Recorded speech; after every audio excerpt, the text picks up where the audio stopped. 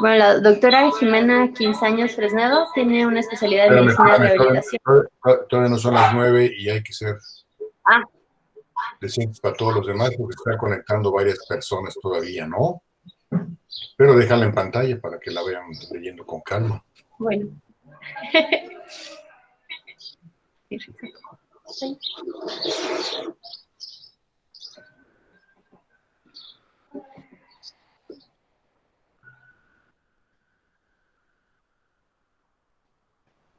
Ahora sí, son las 9 de la mañana. Bienvenidos Bueno, a todos los invitados y todos los que están presentes como asistentes y invitados fuera del hospital y exalumnos. Doctora Carla García, por favor.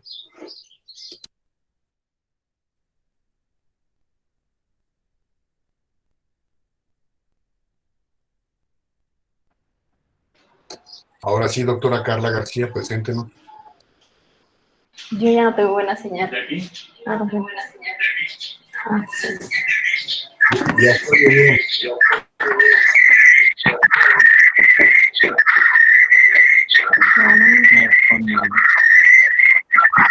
Apagamos todos los micrófonos, por favor. Gracias. Ah, sí.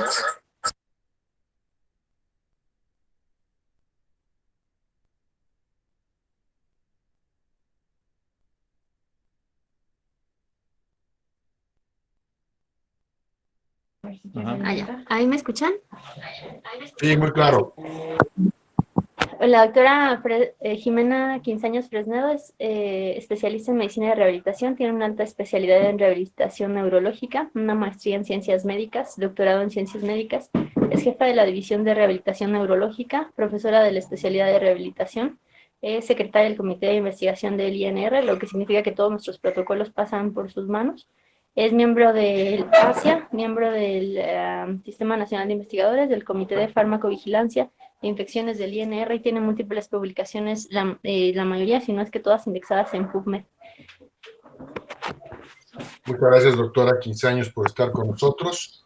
Ya sabe usted la dinámica y vamos a empezar con el caso clínico, por favor. Sí, doctor, buenos días.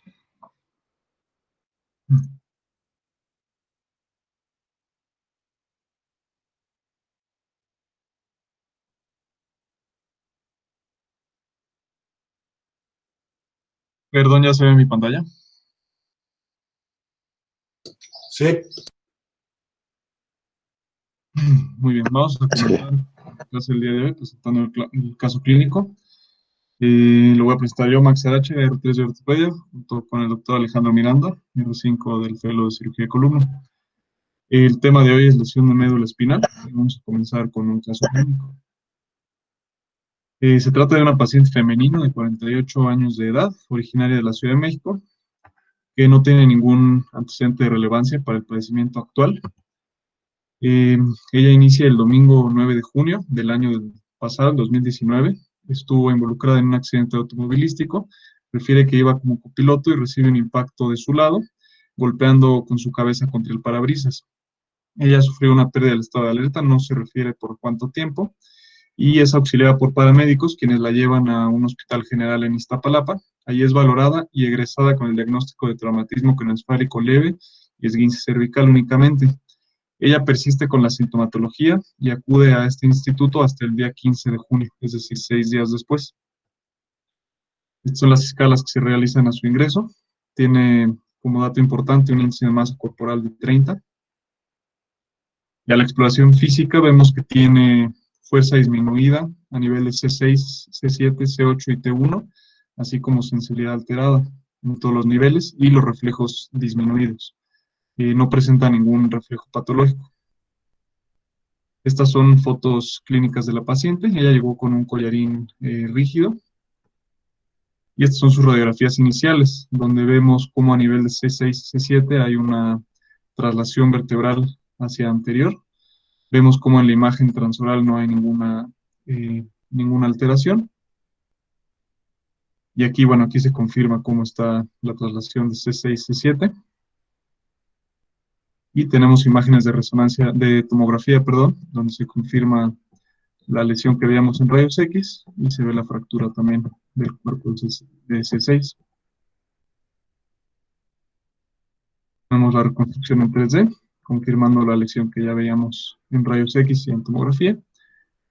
Y luego tenemos las imágenes de resonancia magnética.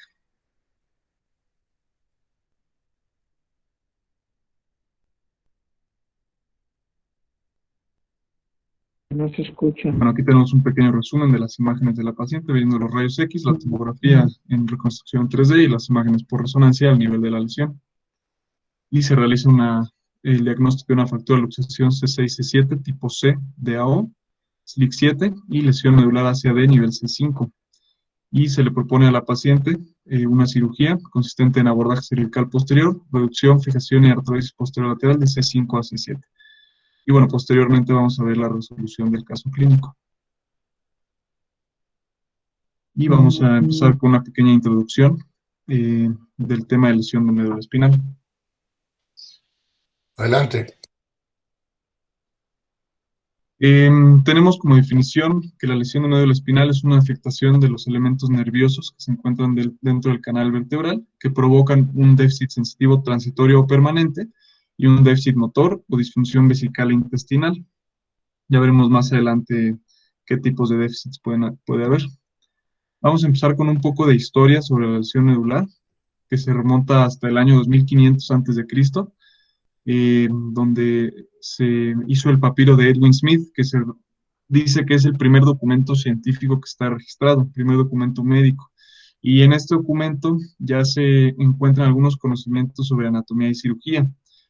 En este describen 48 casos de traumatismo, donde se incluyen 6 de la columna cervical y 2 de estos con lesión medular.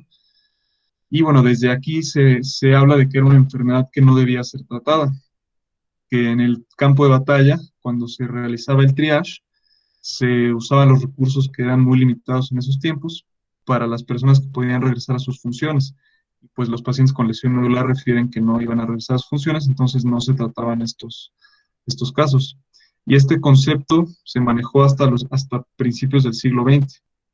Y bueno, nada más como dato, este papiro fue traducido hasta el año 1930. Posteriormente, Hipócrates, en su libro sobre las articulaciones, aproximadamente en el año 400 a.C., describió también la paraplegia producida por luxaciones por fracturas, y también menciona algunas complicaciones derivadas de ella. En el año 1724, Lorenz Heister, un médico alemán, refirió que una lesión medular es siempre mortal, pero que negar la ayuda a los pacientes parece demasiado cruel. Entonces, bueno, se empezó a hacer con el paso del tiempo un poco más por estos pacientes. Y en el siglo XIX se empezaron a realizar autopsias para perfeccionar los conocimientos que se tenían sobre la lesión medular. Fue hasta el año, o bueno, a principios del siglo XIX, donde empezaron a haber 2 vertientes sobre la investigación. Por ejemplo, Sir Astley Cooper refería que debía hacerse la cirugía porque no había nada que perder. Se referían que como ya tenían lesión medular y ya no se iban a mover, era bueno investigar y realizarle cirugía porque de todas maneras no había nada que perder. Y había otras vertientes como la de Sir Charles Bell, que decía que la cirugía incrementaba el riesgo de muerte y que no debía hacerse. Harvey Cushing, que era un neurocirujano norteamericano, fue de los primeros que empezaron a tratar esto durante la Primera Guerra Mundial, y refería que el 80% de los pacientes con lesión medular morían en la primera semana y que solo sobrevivían los casos que tenían lesión medular parcial. Entonces empezó a haber una actitud derrotista dentro de todo el personal médico con este tipo de lesiones. En 1944, el doctor Allen Silver refieren que recibió la orden como tal de abrir una médula espinal, así lo refieren, aunque él refiere que eran casos sin esperanza y que la mayoría igual moría. Y más adelante fue gracias a los descubrimientos en otras ramas que ayudaron en la factibilidad de operar, y esto ayudó a que las condiciones de cirugía fueran mejores y se pudiera investigar un poco más. Y así fueron también mejorando el tratamiento de las complicaciones, que fue hasta la última década del siglo XX donde el tratamiento farmacológico empezó a tener su auge.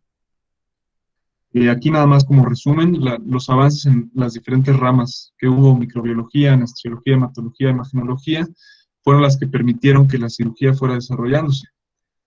Por ejemplo, en el tema de microbiología, se empezaron a crear los antibióticos y empezó a haber menos infecciones, que era finalmente la causa de muerte de estos pacientes. Y, por ejemplo, en el tema de hematología, se empezó a poder hacer cirugías y transfusiones más seguras gracias a las investigaciones de los grupos sanguíneos. Desde un principio los tratamientos se empezaron a hacer abiertos y cerrados, y empezamos por ahí del año 470 a.C., donde ya está descrita la tracción en el papiro que ya comentaba, y también por Hipócrates. Sir Geoffrey Jefferson empezó a realizar tracción con cabestros, y después empezaron a hacer tracción con el paciente en decúbito prono entre dos tablas. En 1933 fue cuando se describió por primera vez la tracción esquelética, y luego en 1955 se empezó a realizar con la inmovilización tipo halo chaleco. Y así lograron que las fracturas se redujeran y se alinearan, con o sin cirugía, y esto ayudaba mucho en los pacientes con lesión medular. Ya después fueron describiendo sistemas de distracción, compresión con barras y ganchos por Paul Harrington. Luego vinieron los tornillos pediculares, las placas y otro tipo de técnicas.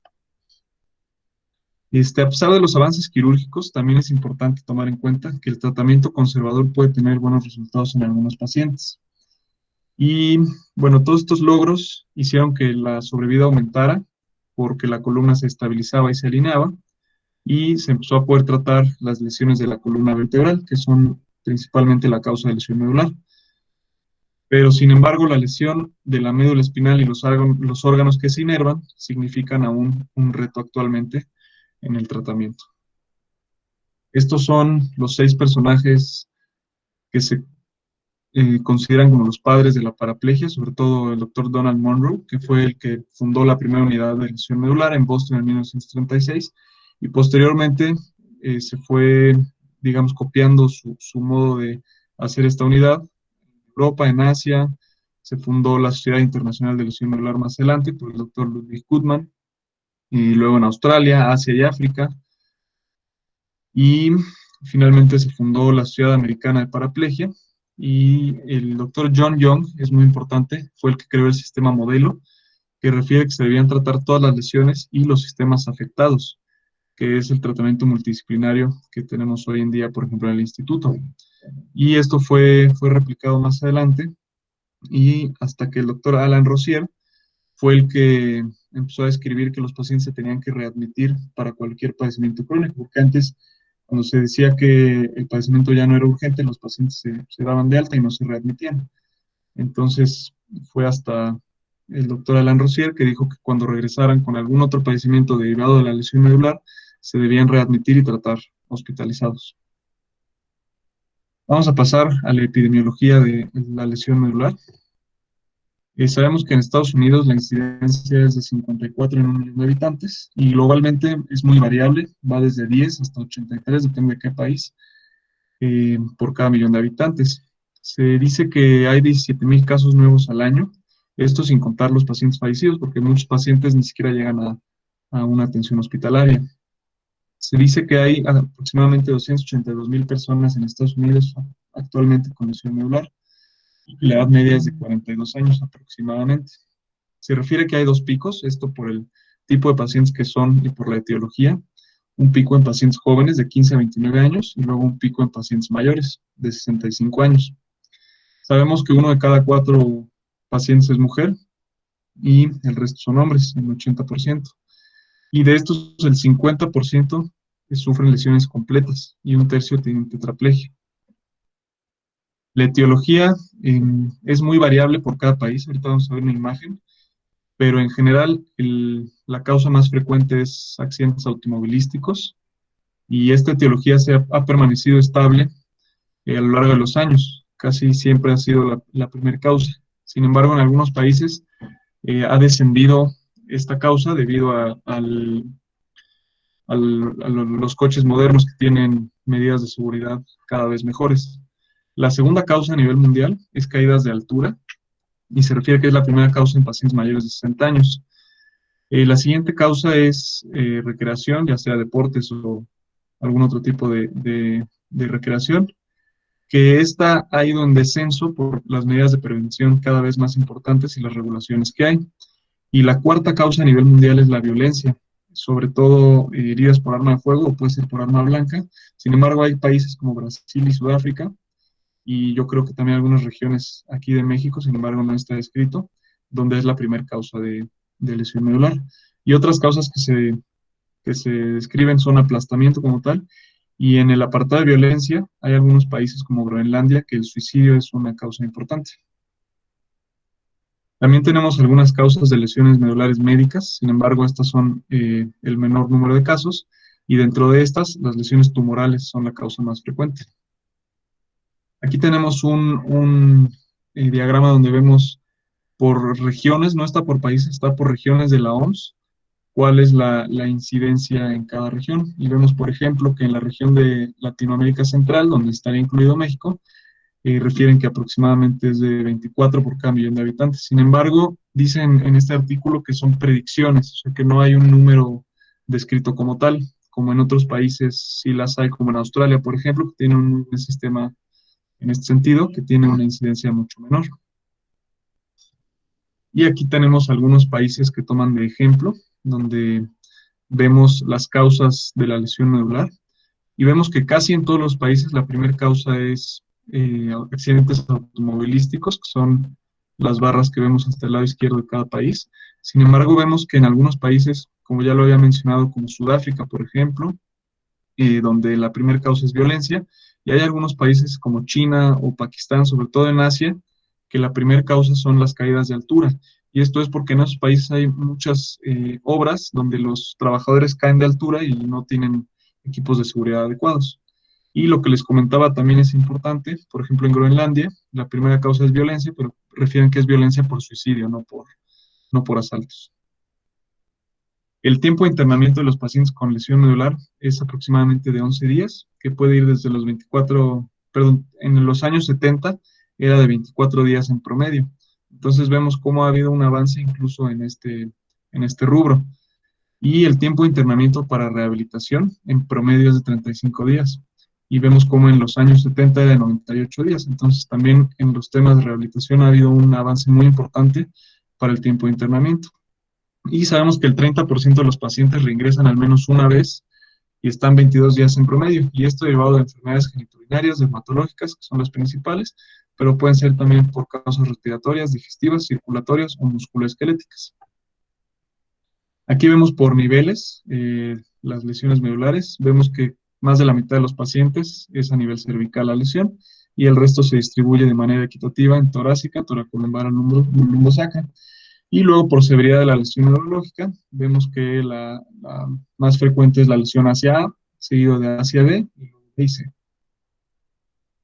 Este es un cuadro que me pareció importante porque nos habla del gasto que hay en este tipo de pacientes, que vemos que puede ser hasta de millones de dólares en pacientes que tienen 25 años al momento de la lesión. A lo largo de su vida, si tienen una lesión hacia A alta, pueden llegar a gastar hasta casi 5 millones de dólares. Entonces vemos que es un tema muy importante no solo en lo médico, sino también en este tipo de cosas. Y vemos que también la expectativa de vida es muy variable dependiendo de qué edad tienen los pacientes al momento de la lesión y obviamente qué severidad de la lesión tienen. Pero vemos, por ejemplo, que un paciente que tiene 20 años al momento de la lesión y tiene una lesión hacia A alta, tiene una esperanza de vida mucho menor que un paciente con una lesión no tan severa.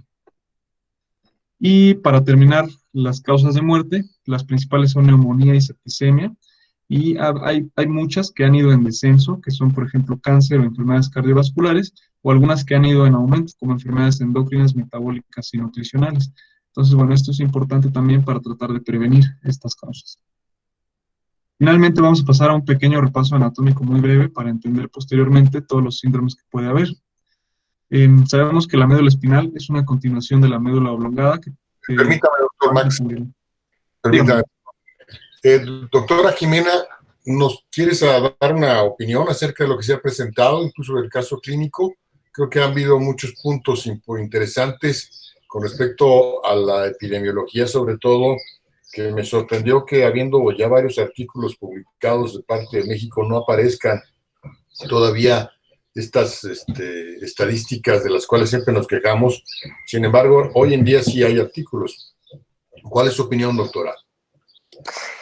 Bueno, antes que nada, Max, creo que hiciste una muy buena revisión, está bien tu clase, pero bueno, sí, efectivamente hay datos que están faltando.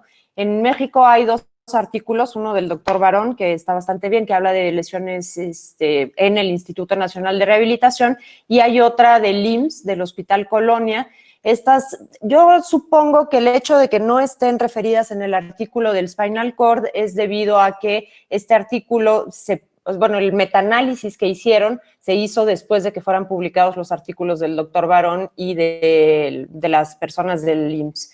En México, nosotros lo que hemos visto, tenemos estadísticas propias. Ahorita, vamos a mandar publicar un artículo con más de 5,000 pacientes y sí hemos visto un aumento importante en cuanto a las lesiones medulares secundarias al proyectil de arma de fuego.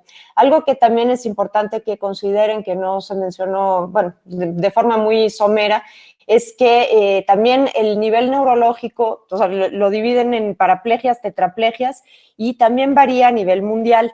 En países con pocos recursos es mucho más frecuente la paraplegia, probablemente porque los tetraplégicos mueren en los primeros días, y en Estados Unidos, en Europa, ya son más frecuentes las tetraplegias que las paraplegias. Entonces, eso es algo a lo que nosotros pues tiraríamos. En nuestro instituto tenemos más tetraplegias también que paraplegias, en este análisis que les digo de 5,000 casos, y bueno, aquí pueden haber dos razones. Una es que somos centro de referencia, entonces los casos complicados pues nos los van a mandar a nosotros, y la otra que pues tenemos un buen sistema con terapia intensiva, con cirugía de columna, rehabilitación pulmonar, que nos permite dar un manejo, digamos que realmente integral y multidisciplinario. En cuanto a la esperanza de vida, también hay un muy buen artículo de la OMS del 16, donde y pues lo que se decía, ¿no? Que las lesiones cervicales son las que más van a costar, y sobre todo en el primer año de finalmente, las causas de muerte, las respiratorias, siguen siendo muy importantes, y pues parecía que no tanto en lo que nos presentó Max. En nuestro instituto son las infecciones las que matan a prácticamente todos los pacientes, pero algo que también es muy importante son las úlceras por presión, que son causa de morbilidad y costos de forma importante. Nada más. Muchas gracias, doctora Jimena. Adelante, Max. Gracias, doctor. Entonces vemos que la médula espinal es una continuación de la médula oblongata, que va desde el atlas hasta el cono medular, que está a nivel de L1 en los adultos, y posterior a ello, más abajo, el filum terminale, que se va hasta el coxis. Las meninges, que bueno, ya las conocemos, nada más para un recordatorio. Sabemos que la médula espinal está rodeada por dura madre, aracnoides y pia madre, y tenemos el espacio epidural y el espacio subaracnoideo, donde se encuentra el líquido cefalorraquídeo, y en el espacio epidural simplemente tejido graso y tejido conectivo. Los nervios espinales, hablamos de 31 pares simétricos que tienen filamentos anteriores y posteriores, como vemos aquí en la imagen, y de estos filamentos salen las raíces nerviosas. Las raíces nerviosas posteriores sabemos que tienen un ganglio sensitivo, y bueno, algo importante aquí es que el canal vertebral se vuelve más largo que la médula durante el desarrollo, y por lo tanto las raíces nerviosas tienen que bajar hacia el nivel de salida. Por eso no coincide exactamente el nivel de la raíz con el nivel de la vértebra.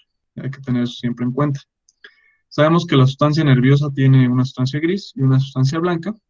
La sustancia gris vemos que es central, que tiene los cuerpos celulares y las dendritas de las neuronas y axones, y vemos que dependiendo del nivel va cambiando el tamaño de la sustancia gris. Por ejemplo, aquí en C5 vemos que es pequeña, y a nivel de S2, S3 es mucho mayor en volumen, o bueno, en relación con la sustancia blanca.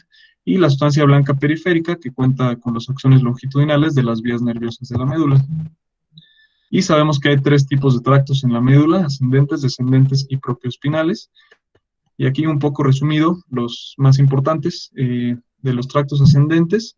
En la parte posterior se encuentran los fascículos gracilis y cuneatus, que llevan la sensibilidad del tacto fino, la propiocepción y la vibración ipsilateral.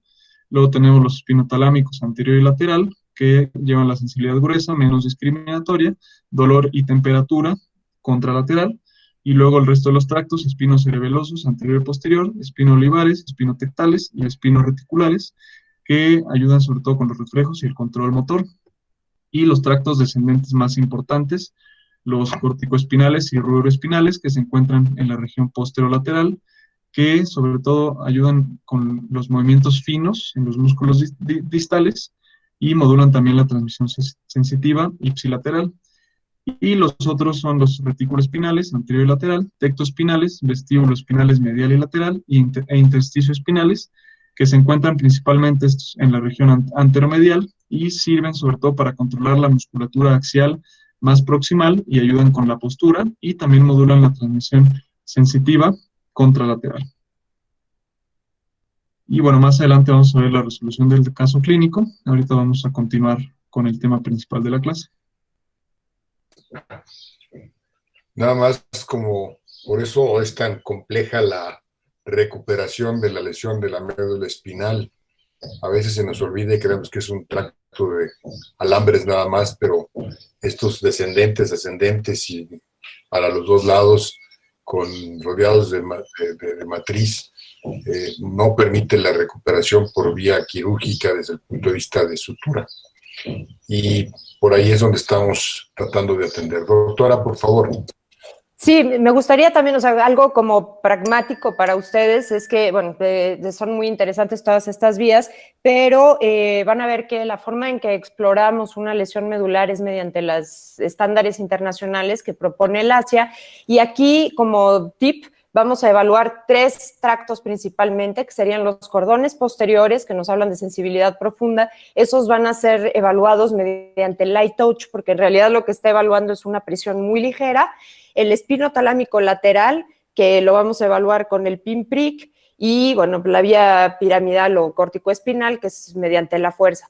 Esto les va a ayudar a ustedes como pues entender un poquito más acerca de los síndromes medulares, que no sé si van a abordar posteriormente, pero a saber por qué en algún síndrome vamos a tener más afección del light touch que del pinprick, o porque vamos a tener más afectados miembros superiores que miembros inferiores, etcétera. Entonces, como algo práctico, que les quede claro esta parte, nada más. Gracias, doctora. Adelante, entonces seguimos con la clase. Vamos a continuar con el resto de la clase con la pantalla del doctor Aguilar. Por si Un momentito. no... Estoy. Perdón por las molestias técnicas, pero estamos en el hospital. ¿Ya se observa la pantalla? Aquí apague. Ya se observa, no se observan las transparencias, pero ya se observa la pantalla.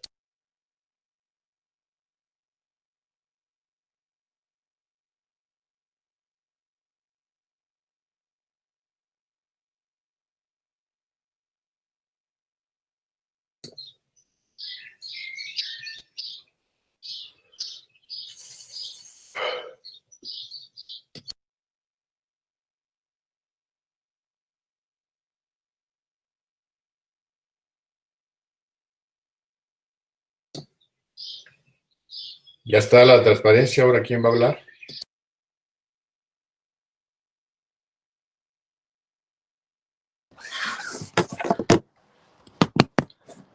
Ok, ¿me escuchan?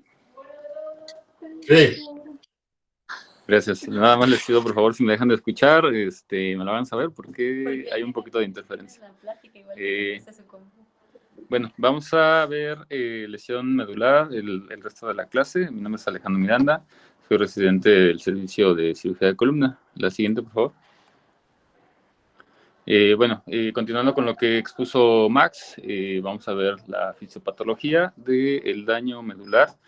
Ya nos hizo una recordatorio de la anatomía y de estos tractos. Igual la doctora ya nos habló un poquito de cómo vamos a hacer el sondeo en los distintos síndromes medulares. La siguiente.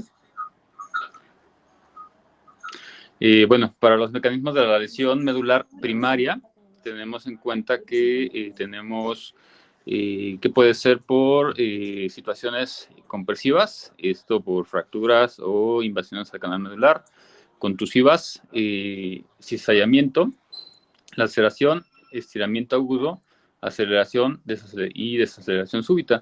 Para ello, bueno, debemos de considerar siempre qué es lo que está ocasionando este síndrome medular o esta lesión medular, si solamente es una compresión que no invade el canal medular, si la médula está completa, o si está lacerada, si está cizallada, o hubo un estiramiento abrupto. Esto puede ser directamente en el mecanismo de trauma o incluso en las cirugías que podemos realizar en columna. La siguiente. Y bueno, para entender la fisiopatología en la lesión primaria, tenemos un agente que está ocasionando alguna interrupción, alguna lesión en el canal medular, en la médula espinal como tal, lo cual nos va a provocar una energía directa que puede estar ocasionada por una compresión persistente y una deformación asociada. Esto va a hacer que exista una disrupción en las vías axonales, lo que va a llevar a una interrupción vascular y una alteración a nivel de membrana. Esto, si perpetúa, nos puede llevar a una muerte celular del sistema nervioso con cambios vasculares progresivos, los cuales nos van a llevar a una segunda fase. La siguiente. Entonces debemos de entender que a través de un trauma vamos a tener probablemente una hemorragia o una obstrucción sanguínea que van a estar afectando la sustancia gris o blanca. Esta afectación de baja irrigación nos va a llevar a una isquemia o a una citotoxicidad, lo cual, bueno, se va a traducir en un ciclo, de alguna manera, vicioso, que va a estar activando parte de la microglia, lo que va a llevar a que haya una liberación de interleucinas, interferón, factor de necrosis tumoral, prostaglandinas. Esto lo va a llevar a que, pues, de alguna manera las células se defiendan, provocando un edema, el mismo que va a volver a provocar isquemia, volver a repetir el ciclo, y en caso de que esta isquemia sea muy importante, nos puede llevar a una muerte celular. Esta misma muerte celular nos va a estar hablando de una citotoxicidad por la liberación prolongada de estos factores de reactantes de óxido de reducción, lo que va a llevar a una peroxidación lipídica, lo que va a destruir las membranas celulares, lo que va a ocasionar más edema, más isquemia, y esto podemos caer en un shock medular, y dependiendo del tipo de shock medular, de dónde esté afectando, los cordones que estén afectando, nos va a llevar a unos efectos sistémicos que vamos a ver más adelante, y los cuales van a estar traduciendo en más hipoxia y más hipotensión, lo que va a llevar a una lesión progresiva y permanente. La siguiente.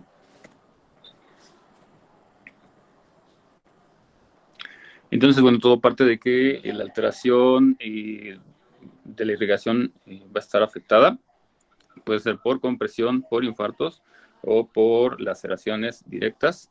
Vamos a presentar una peroxidación lipídica. Vamos a tener la presencia de prostaglandinas, el incremento con un proceso inflamatorio, lo que va a llevar a un incremento de la concentración de calcio, y esa concentración de calcio va a ser importante para que haya un proceso enzimático, una liberación de especies reactivas de oxígeno, y se perpetúe la peroxidación lipídica, lo cual va a llevar a que se produzca la liberación de ácido araquidónico, tromboxanos, leucotrienos y la sustancia P.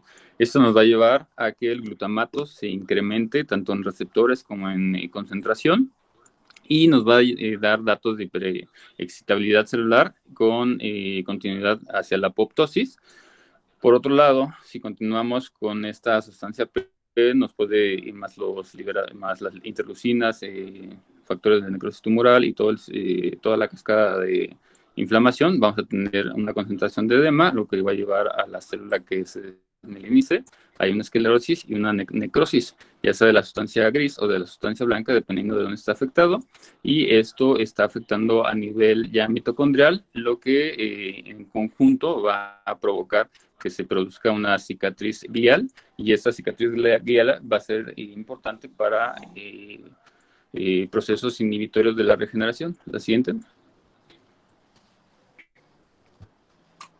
Entonces, al momento de que ya tenemos esta cicatriz glial establecida por todos los procesos que ya vimos, vamos a tener que el restablecimiento o la reparación de la médula pues va a estar inhibida, y esto se va a estar dando desde la superficie del axón, lo que va a llevar a que se desactiven y activen factores tróficos de adhesión celular y de la matriz extracelular, lo que va a estar produciendo nuevamente afectación de células inflamatorias con disminución de la regeneración y disminución de la remilinización. La cicatriz de la astroglia va a estar presentando señales que estas mismas señales, bueno, no van a ser permisivas para la regeneración, no va a haberse el cono de crecimiento axonal va a estar interrumpido, la desmineralización va a ser progresiva y crónica con disminución del AMP cíclico, y por lo cual va a ser un entorno inhibitorio para que la matriz extracelular y los componentes gliales de la mielina no se lleven a cabo. La siguiente. Entonces tenemos que entender las fases de la lesión medular de acuerdo al tiempo de evolución. Es muy importante para establecer los tratamientos y también el pronóstico. Tenemos que primero va a ser inmediata, menor a 2 horas. Esto es al momento de la lesión, del trauma. Se va a producir inflamación, hemorragia en la sustancia gris, la cual va a llevar a una necrosis por una disrupción ya sea mecánica o vascular. Se dice que no es visible en la resonancia magnética de inicio, pero hay artículos que reportan que ya en aparatos de más de 3 teslas ya se pueden observar en menos de 2 horas, por lo cual es importante saber qué estudio estamos realizando. De 2 a 48 horas va a ser una fase aguda, que es la más dominante. Esto nos va a llevar a una alteración homeostática iónica con alteraciones de la concentración de calcio, lo que va a llevar a una disfunción mitocondrial, liberación de especies reactivas con la peroxidación lipídica, la muerte celular, apoptosis, incremento del glutamato, que nos va a llevar a una alteración energética con hiperexcitabilidad. Va a estar alterada la barrera de permeabilidad medular, que es como la barrera hematoencefálica, pero es a nivel medular, y esto nos va a estar hablando de que va a estar en incremento del edema, y pues al mismo tiempo vamos a estar con la concentración elevada de los factores de inflamación. La fase subaguda, que es del día 2 a la segunda semana, vamos a tener que ya va a haber una respuesta fagocitaria para que se desbride todo el tejido que se ha ido lesionando, se ha ido muerto, y se lleva a cabo una promoción axonal. Esto nos va a llevar a una respuesta astrocitaria con una hipertrofia perilesional, y al momento de que esta hipertrofia se dé, vamos a estar presentes con una cicatriz glial, y al mismo tiempo, como lo dije en la diapositiva anterior, pues eso va a generar que sea una barrera física para que la regeneración no se lleve a cabo. En la fase intermedia de 2 semanas a 6 meses, esta cicatriz glial ya llega a una maduración, lo cual el crecimiento axonal regenerativo va a estar disminuido, va a estar alterado, no es suficiente para la recuperación funcional, y esto nos está hablando de una lesión severa. Ya en la fase crónica, que es más de 6 meses, tenemos una maduración y estabilización de la lesión, pero al mismo tiempo tenemos una degeneración walleriana, en la cual pues el segmento distal a la lesión se va a estar degenerando, y esto va a estar interrumpiendo la reparación de los axones. A 2 años del trauma de la lesión, está completamente madura esta lesión, y ya podemos hablar del resultado final, y esto puede producir una disfunción neurológica tardía con aparición de siringes y quistes del 30% en el 30% de las lesiones. La siguiente.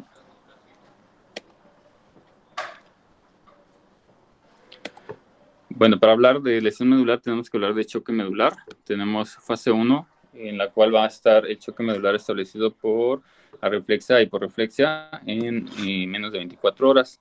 Aquí vamos a tener que al momento de explorar al paciente está abolido el reflejo aquileo y patelar. Los músculos van a estar flácidos y plégicos. y va a iniciar el retorno del reflejo bulbocavernoso y cremastérico. Va a ser el primero en reaparecer y esto lo podemos ver en la fase de exploración inicial en urgencias. La respuesta plantar retardada va a ser la primera en aparecer y se puede observar en horas. Y la bradicardia, bradismo e hipotensión van a ser los característicos de esta fase. En la fase 2 vamos a tener el retorno de los reflejos. Esto nos va a hacer de 1 a 3 días. Los reflejos cutáneos, bulbocavernoso, cremastérico se vuelven más evidentes y los reflejos miotáticos continúan ausentes. Esto es importante para establecer pues la evolución del choque medular en el tiempo en el que vamos. La fase 3 va a ser una fase de hiperreflexia. Es de 1 semana a 1 mes y aquí vamos a tener una reaparición de los reflejos miotáticos. El reflejo aquilio va a predecer al reflejo rotuliano. Vamos a tener visible el signo de Babinski y va a haber menores alteraciones autonómicas. Y también van a iniciar los cuadros de disreflexia autonómica. El 10% van a persistir con respuesta plantar retardada, por lo cual es muy importante hacer una comparación del signo de Babinski con la respuesta plantar retardada, que es un estímulo más profundo. En la fase 4 vamos a tener la hiperreflexia final. Esto nos puede ser de 1 mes al año o inclusive hasta los 2 años, como lo vimos en la anterior. Aquí vamos a tener al paciente ya con espasticidad e hiperreflexia. Vamos a tener la desaparición de la respuesta plantar retardada. Va a haber hiperreactividad y respuesta al mínimo estímulo de los reflejos cutáneos y profundos. Por lo tanto, es importante saber en qué tiempo vamos, dependiendo de la lesión, y esto para asociarlo a cómo está evolucionando el paciente. La siguiente. Entonces, la resolución del choque medular, vamos a iniciar con la aparición de los reflejos. Vamos a ir viendo que los primeros va a ser el bulbo cavernoso, seguido del cremastérico, el aquilio, posteriormente el signo de Babinski, y al último vamos a tener los rotulianos profundos. Es importante saber a qué nivel estamos presentando estos reflejos para saber qué nivel de afectación tenemos, de acuerdo a cuál de ellos no esté presente o se esté presentando, y establecer el diagnóstico de disfunción de acuerdo al ASIA. La siguiente. Tenemos que hacer un diferencial entre choque espinal y choque neurogénico para saber qué es lo que está sucediendo. Tener en cuenta que el choque neurogénico principalmente se da por una consecuencia hemodinámica, y aquí vamos a tener la presencia de hipotensión. Puede ser por vasodilatación y aumento de la perfusión de las extremidades inferiores, lo cual vamos a tener que al momento que se incrementan esta perfusión en los miembros pélvicos, vamos a tener calientes las extremidades, lo cual podemos observar que es un choque cálido. Si es un choque mayor, vamos a tener siempre hipotensión y bradicardia paradójica. En el choque espinal vamos a tener que el examen neurológico, vamos a tener la pérdida de los reflejos por debajo del nivel de la lesión, y aquí vamos a estar incluidas las vías monosimpáticas, y no podemos establecer hasta cuándo o hasta qué nivel está bien identificado o establecido, hasta que pase todo el proceso que ya vimos, para saber a qué nivel está afectado y cuáles son los reflejos que están apareciendo ya en el tiempo de resolución, que es mínimo de 6 meses. La siguiente. Permíteme, doctora Jimena, aquí sí su opinión es bien importante. En forma práctica, ¿cómo podemos pensar en qué pacientes tienen una lesión medular total y establecida y qué paciente podemos establecer que podría llegar a recuperarse y que está cruzando con un choque medular agudo? Bueno, pues desde estos momentos, o sea, el sistema de clasificación internacional, o ASIA, como lo conocen, ese se puede realizar desde el momento de urgencias. De hecho, está hecho para que en el momento en el que llega el paciente ¿Quieres que lleve el celular? No, está bien. Puede aplicar. Aquí de las sácalas, o sea, que hay sensibilidad al tacto o que tienen cierto movimiento en miembros pélvicos, esas lesiones van a tener mucho mejor pronóstico que aquellas donde de plano no hay sensibilidad, no hay fuerza, no hay reflejos. Esto nos habla de que la médula está muy inflamada y por lo tanto va a ser mucho más difícil la recuperación. Quiero también aquí hacer un poquito de énfasis, más que el choque neurogénico, más que distinguirlo del choque espinal. O sea, el choque espinal habla del proceso celular dentro de la médula. Y el choque neurogénico es un choque como el choque séptico, el choque hipovolémico, y es importante más bien identificar que no sea un choque hipovolémico precisamente o séptico, que también puede presentarse en estas etapas.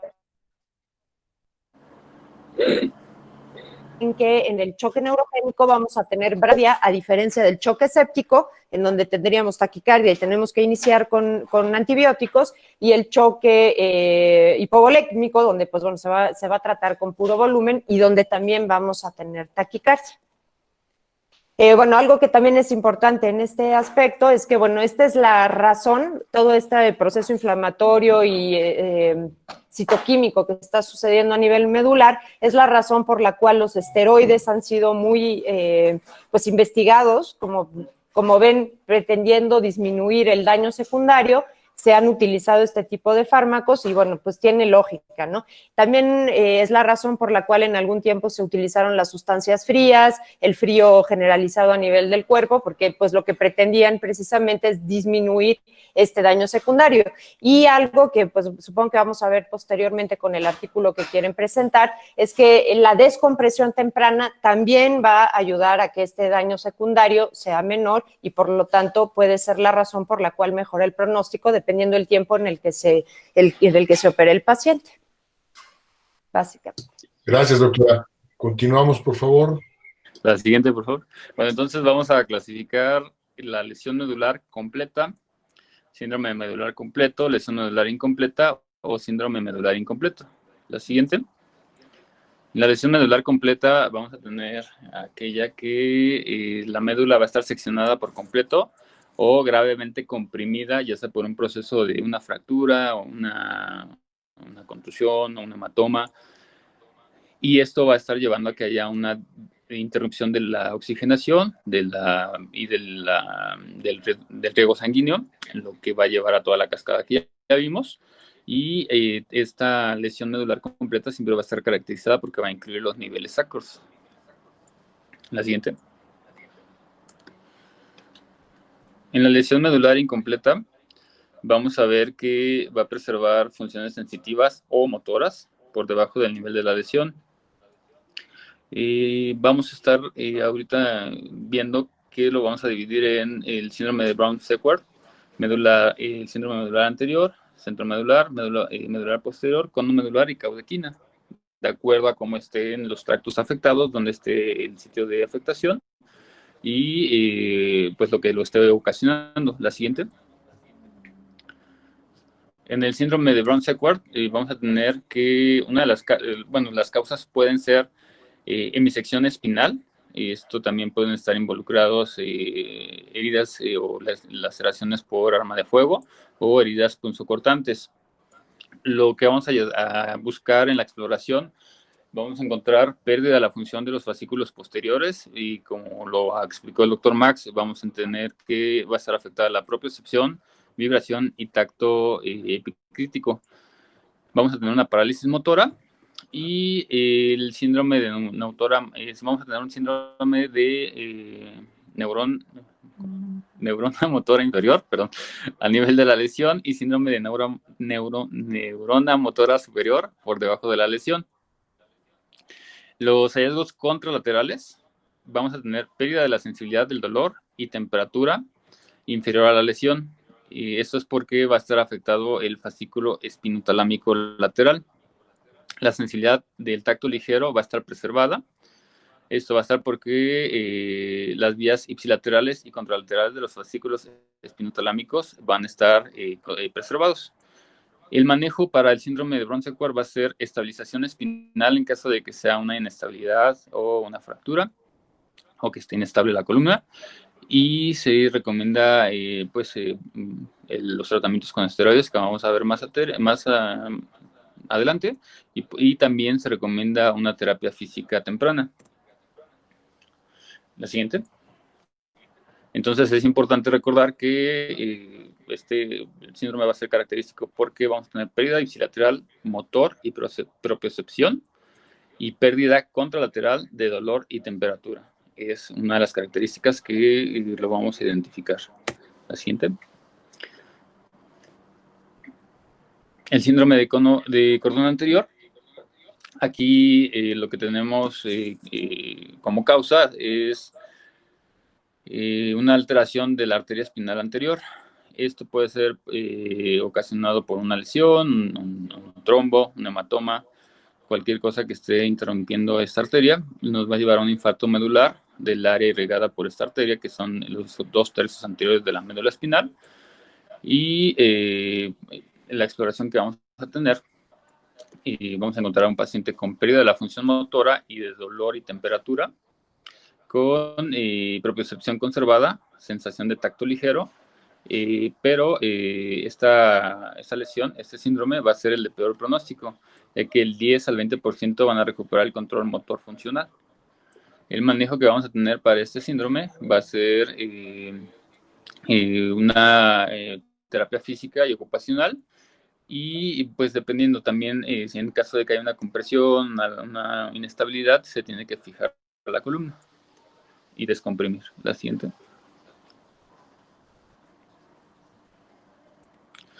El síndrome de cordón central, vamos a tener que es la lesión incompleta más común. Esto es posterior a una hiperextensión o una extensión aguda, que va a estar dando el resultado de una hipertrofia del cuerpo vertebral o invaginación de los ligamentos hacia el conducto medular. Y bueno, esto lo podemos ver muchas veces en pacientes de edad avanzada, pacientes que tienen problemas de discoligamentarios que están invadiendo y comprimiendo el canal medular con una estenosis espinal existente. Por lo tanto, pues son los que tienen mejor pronóstico, y los que se resuelven con cirugía con un mejor pronóstico. La exploración que vamos a encontrar va a ser debilidad motora de brazos, mayor que la de piernas, con preservación sensorial sacra. A nivel sensitivo va a depender de dónde esté localizada la lesión o la compresión. Vamos a tener una disfunción de esfínteres con retención urinaria como hallazgo mielopático. El manejo para este síndrome es que no hay ningún beneficio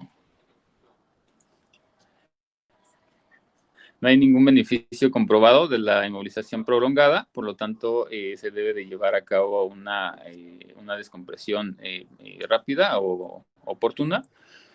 Los esteroides pueden beneficiar la fisioterapia y la rehabilitación. Sin embargo, vamos a ver más adelante los estudios con esteroides, cómo se han ido comportando. Y aquí lo ideal es una descompresión espinal de lo que está ocasionando el síndrome. La siguiente.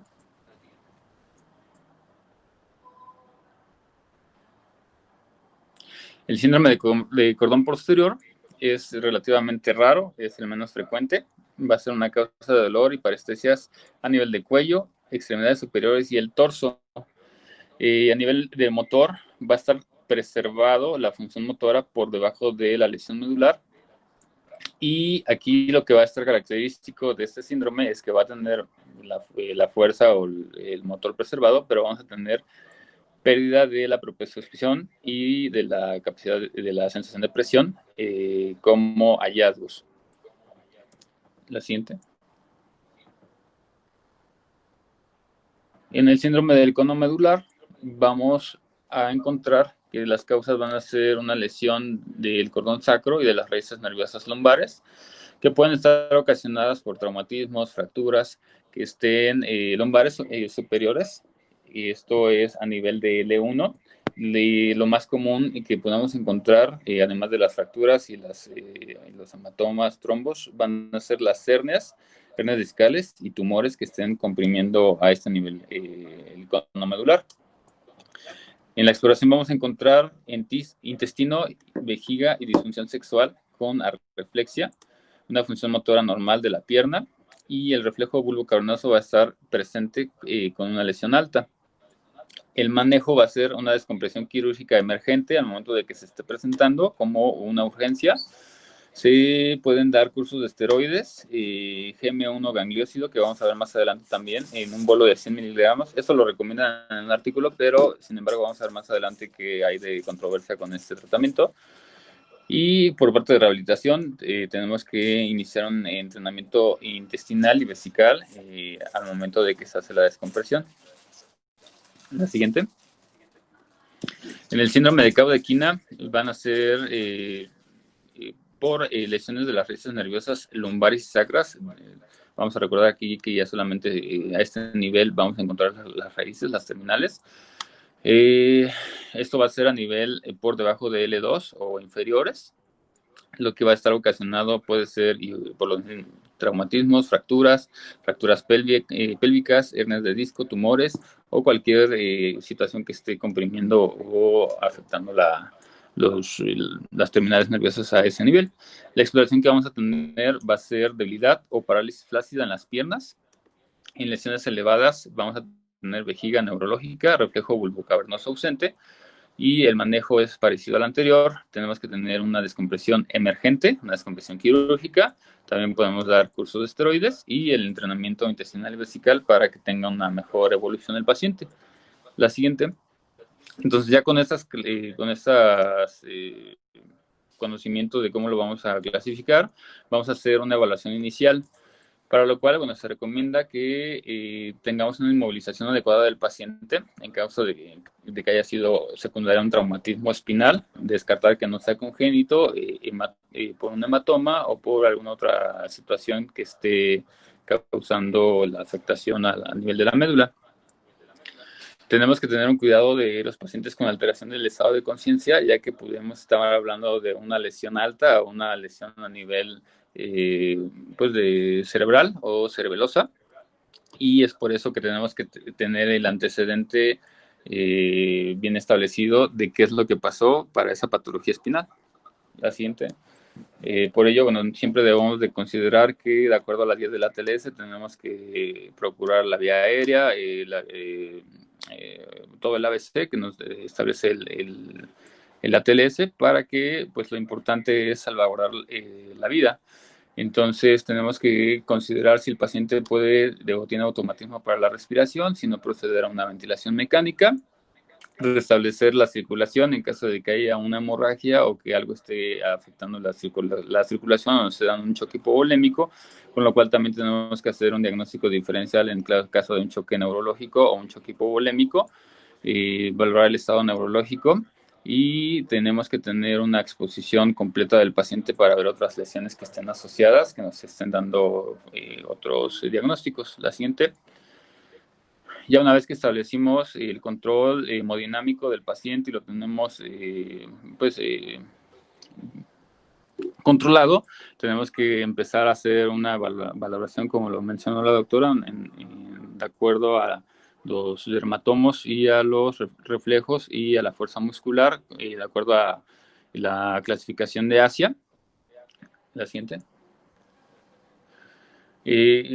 ¿Por qué es importante definir esta clasificación? Ya que Asia nos va a permitir que tengamos un nivel sensitivo, nivel motor, a veces un nivel óseo, de acuerdo a la afectación vertebral en caso de que esté presente, y un nivel neurológico.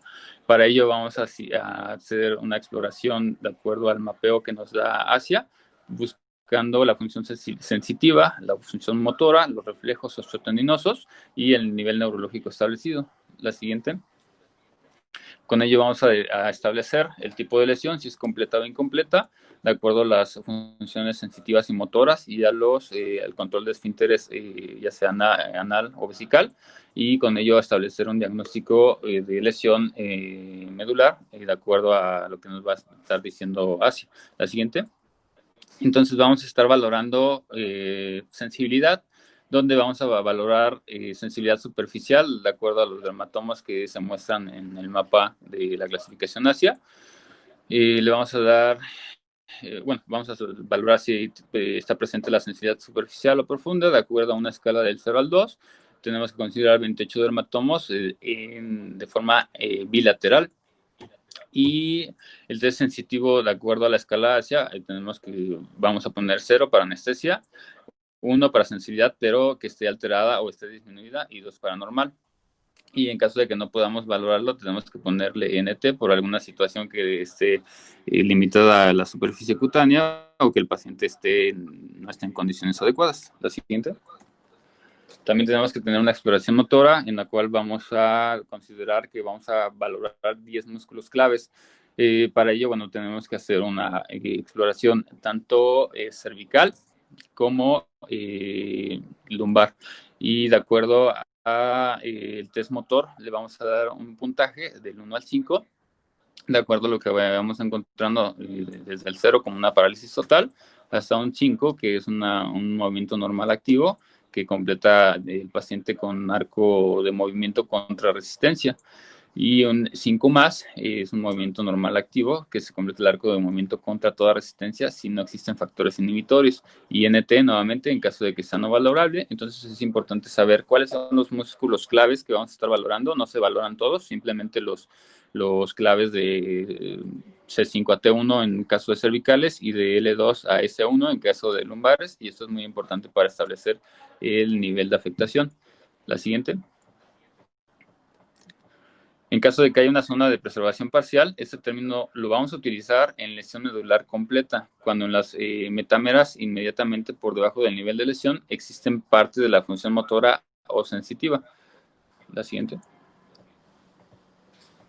Y de acuerdo a este puntaje, a esta exploración que ya hicimos sensitiva y motora, le vamos a dar pues una calificación si es A, B, C, D o E, en el cual vamos a tener una lesión completa en el caso de la A.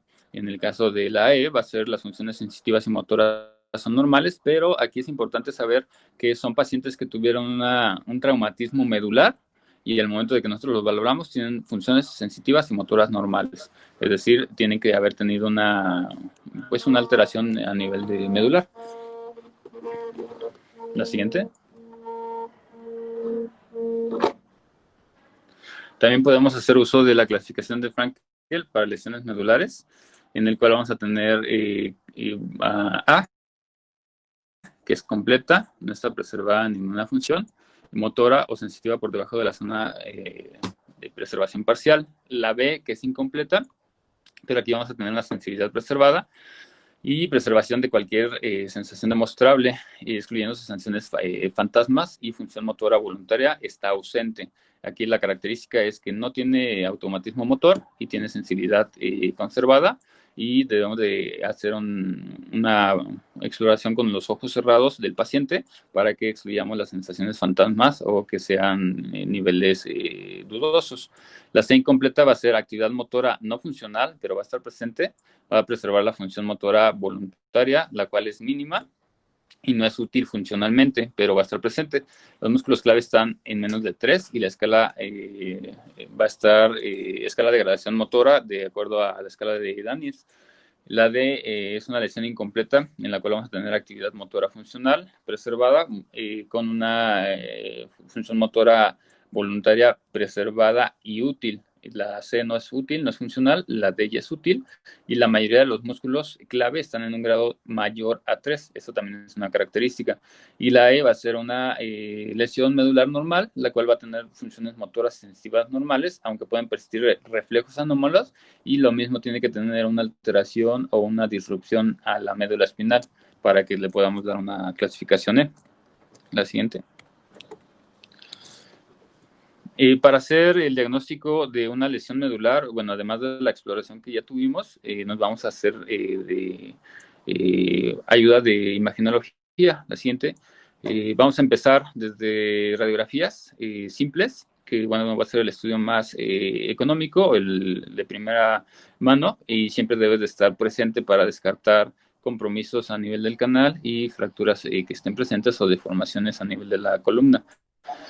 No vamos a ver como tal la médula espinal, sin embargo nos va a hacer énfasis o nos va a hacer una orientación para saber si el canal medular está afectado y hacernos una orientación hacia la lesión que esté presentando.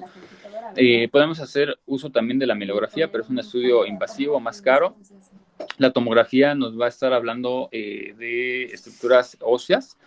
También podemos valorar tejidos blandos, pero no podemos observar la médula espinal ni las raíces nerviosas, por lo cual no es un estudio de elección. El ultrasonido puede ser útil en caso de que no tengamos otro estudio, pero va a ser un factor que nos puede dar un sesgo porque es dependiente del operador y también de la persona que lo está interpretando, por lo cual si no se está capacitado, pues no es muy recomendado. La angiografía nos va a estar hablando de alteraciones vasculares, pueden ser lesiones vasculares por traumatismo, lesiones vasculares por alguna otra afectación, tumorales, pero este estudio es invasivo y caro y no es poco accesible. El gold standard que vamos a estar usando es la resonancia magnética, ya que aquí vamos a estar viendo la lesión medular en sus diferentes secuencias, dependiendo de qué es lo que esté afectando ese canal medular, y los diferentes planos que nos van a servir de utilidad para ver en dónde está la lesión. La siguiente. Entonces, lo primero que tenemos que hacer es tomar unas radiografías AP lateral básicas, y eso es de elección. Nunca nos tenemos que ir directamente a una mielografía, a una resonancia.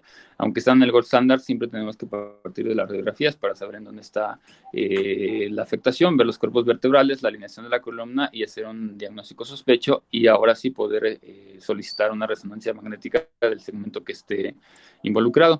En la mielografía, pues vamos a ver plenamente el tracto espinal con la silueta de la médula espinal para ver si hay una interrupción que nos esté hablando de la afectación y en qué nivel se encuentre. La siguiente. Entonces, el gold standard va a ser la resonancia. En T1 vamos a ver el líquido cefalorraquídeo de forma hipointensa, que va a ser, un factor característico de esta secuencia que nos va a permitir ver en la densidad entre el líquido cefalorraquídeo y la parte de las raíces o la parte de la médula como tal. Nos va a ser también utilidad para ver la grasa epidural, la vamos a ver brillante, y los ligamentos longitudinales los vamos a ver hipointensos. En la secuencia T2 vamos a ver el líquido cefalorraquídeo hiperintenso, y aquí, va a ser, digamos que el de elección, el que nos va a llevar a guiarnos mejor para mostrar si hay una inflamación, una acumulación de fluido en el tejido blando o entre ligamentos, y también ver en qué nivel está interrumpida el tracto medular. El corte axial va a ser muy útil para poder observar el parénquima medular y también para poder observar qué tan comprimida está esa médula y por qué está ocasionando esa compresión, si es por tejido óseo, tejido blando o por alguna otra estructura que pudiera ser una tumoración. Aquí la diferencia de este estudio o algo que tiene de deficiencia es que no podemos observar si hay un infarto o hay una alteración de irrigación sanguínea. Para eso es la mielografía o la arteriografía. La siguiente. Entonces, sí, es importante saber pues qué estamos observando en una resonancia magnética, saber que tenemos que observar la diferencia de intensidades entre el tejido de la médula espinal, el líquido cefalorraquídeo, observar también la altura de los cuerpos de los discos intervertebrales, observar y ver todo el trayecto del ligamento longitudinal anterior, longitudinal o posterior, para saber si estos también son causa, tanto el disco como el ligamento longitudinal posterior, causa de compresión a nivel del tracto medular, como lo vimos en los síndromes que van a estar afectados no solamente por un traumatismo, sino porque pueden estar siendo procesos degenerativos que estén obstruyendo tanto el cordón o el canal medular. Tenemos que ver también la parte de la dura madre, si esta está continua o está afectada, o si está invadida por alguna tumoración, y también la continuidad del ligamento flavo, del ligamento amarillo, que ese también pudiera estar comprimido o enrollado al momento de que hay pérdida de la altura discal, lo que lleva a una compresión del canal medular. La siguiente. Para el manejo, ¿cómo vamos a abordar el tratamiento? La siguiente. Para esto, tenemos que tener objetivos para las terapias de esta lesión. ¿Cuáles son los objetivos que tenemos que tener en cuenta? Uno es que tenemos que limitar la progresión y la lesión secundaria que ya vimos en el proceso fisiopatológico. Podemos hacerlo con neuroprotección, con medicamentos, intervención quirúrgica oportuna o, en caso de que no se pueda, una rehabilitación adecuada. Y el otro objetivo es, en caso de que se pueda y en caso del tipo de que la lesión lo permita, revertir la lesión. La siguiente. Entonces, como manejo inicial tenemos que tener, en caso de que sea una lesión alta cervical, un collarín cervical Filadelfia rígido o cualquier otro rígido que le dé estabilidad al cuello. Recordemos que los collarines blandos no sirven en absoluto para dar ninguna estabilidad, por lo cual pues no se recomienda en caso de que tenga una lesión cervical. Se recomienda en caso de que tenga una afectación tanto pulmonar como afectación de hipovolemia, una posición del émbolo inversa. Es decir, no es necesariamente que el paciente esté completamente en posición supina, acostado y sin moverse, sino que podemos buscar otro tipo de posiciones en las cuales podemos reclutar el parénquima pulmonar que no esté activo para que el paciente pueda tener una mejor ventilación y evitar una ventilación mecánica invasiva. También se recomienda una descompresión nasogástrica para que podamos establecer la parte de la opresión a nivel torácica y abdominal. Todos los pacientes que no tengan automatismo, o bueno, más bien que no tengan control de esfínteres, se les tiene que poner una sonda urinaria. Recordar que la presión arterial es muy importante estarle dando un seguimiento de acuerdo a los choques que ya vimos, y para ello tenemos que considerar que tenemos que lograr una presión arterial media mayor a 85 milímetros de mercurio, para lo cual, en caso de que tengamos causas de hipovolemia por un sangrado o por una deshidratación, podemos hacer uso de soluciones o transfusiones, o en su defecto, en caso de que sea un choque que no revierta a ese tipo de situaciones con volumen, tenemos que usar vasopresores para que logremos esta presión arterial media. Siempre debemos de garantizar que haya una adecuada saturación mayor al 95%, y esto, bueno, también va a estar en relación a la tensión arterial. Entonces es muy importante siempre tener una reanimación de volumen. Y los esteroides, ¿qué pasa con los esteroides? Bueno, es controvertido. Ahorita lo vamos a ver más adelante. La siguiente. Bueno, los esteroides han sido muy estudiados desde el primer estudio nazis, que es en 1985, en el cual, bueno, ellos al momento de que quisieron hacer por todo este proceso de cascada inflamatoria y todo ese tipo de factores de especies reactivas de oxígeno que se van tanto propiciando como haciendo un ciclo vicioso de la lesión medular, pues se llegó a una idea de poner esteroides a dosis altas, y el ideal fue la metilprednisolona. Ellos, bueno, aquí trataron de hacer un efecto estabilizador a través de este esteroide para estabilizar la lesión del cordón a través de la emisión de los radicales libres, y con ello tratar de obtener una recuperación neurológica. En el primer estudio se incluyeron a 330 pacientes con lesión medular aguda, y estos 330 fueron aleatorizados en dos grupos dentro de las 48 horas posteriores a la lesión. Hubo un grupo de dosis baja que se les dio 100 miligramos IV de metilprednisolona en bolo, seguido de 25 miligramos cada 6 horas durante 10 días. Y el grupo de dosis alta, que se le dio bolo y dosis de mantenimiento 10 veces más que la del grupo de dosis baja por cada 6 horas durante 10 días.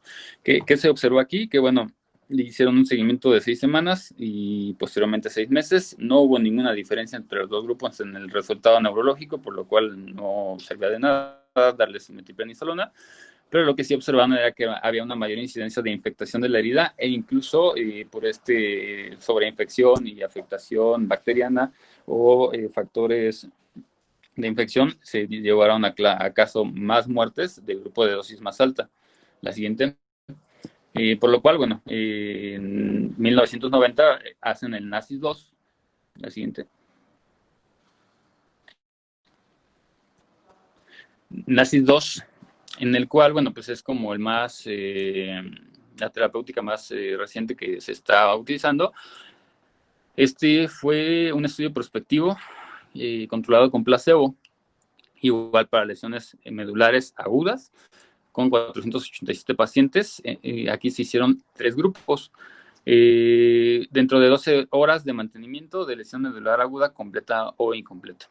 El primer grupo se le dio metilprednisolona, que es una dosis de 30 miligramos kilogramo IV en bolo, seguido de una infusión de mantenimiento de 5.4 miligramos kilogramo durante 23 horas en infusión.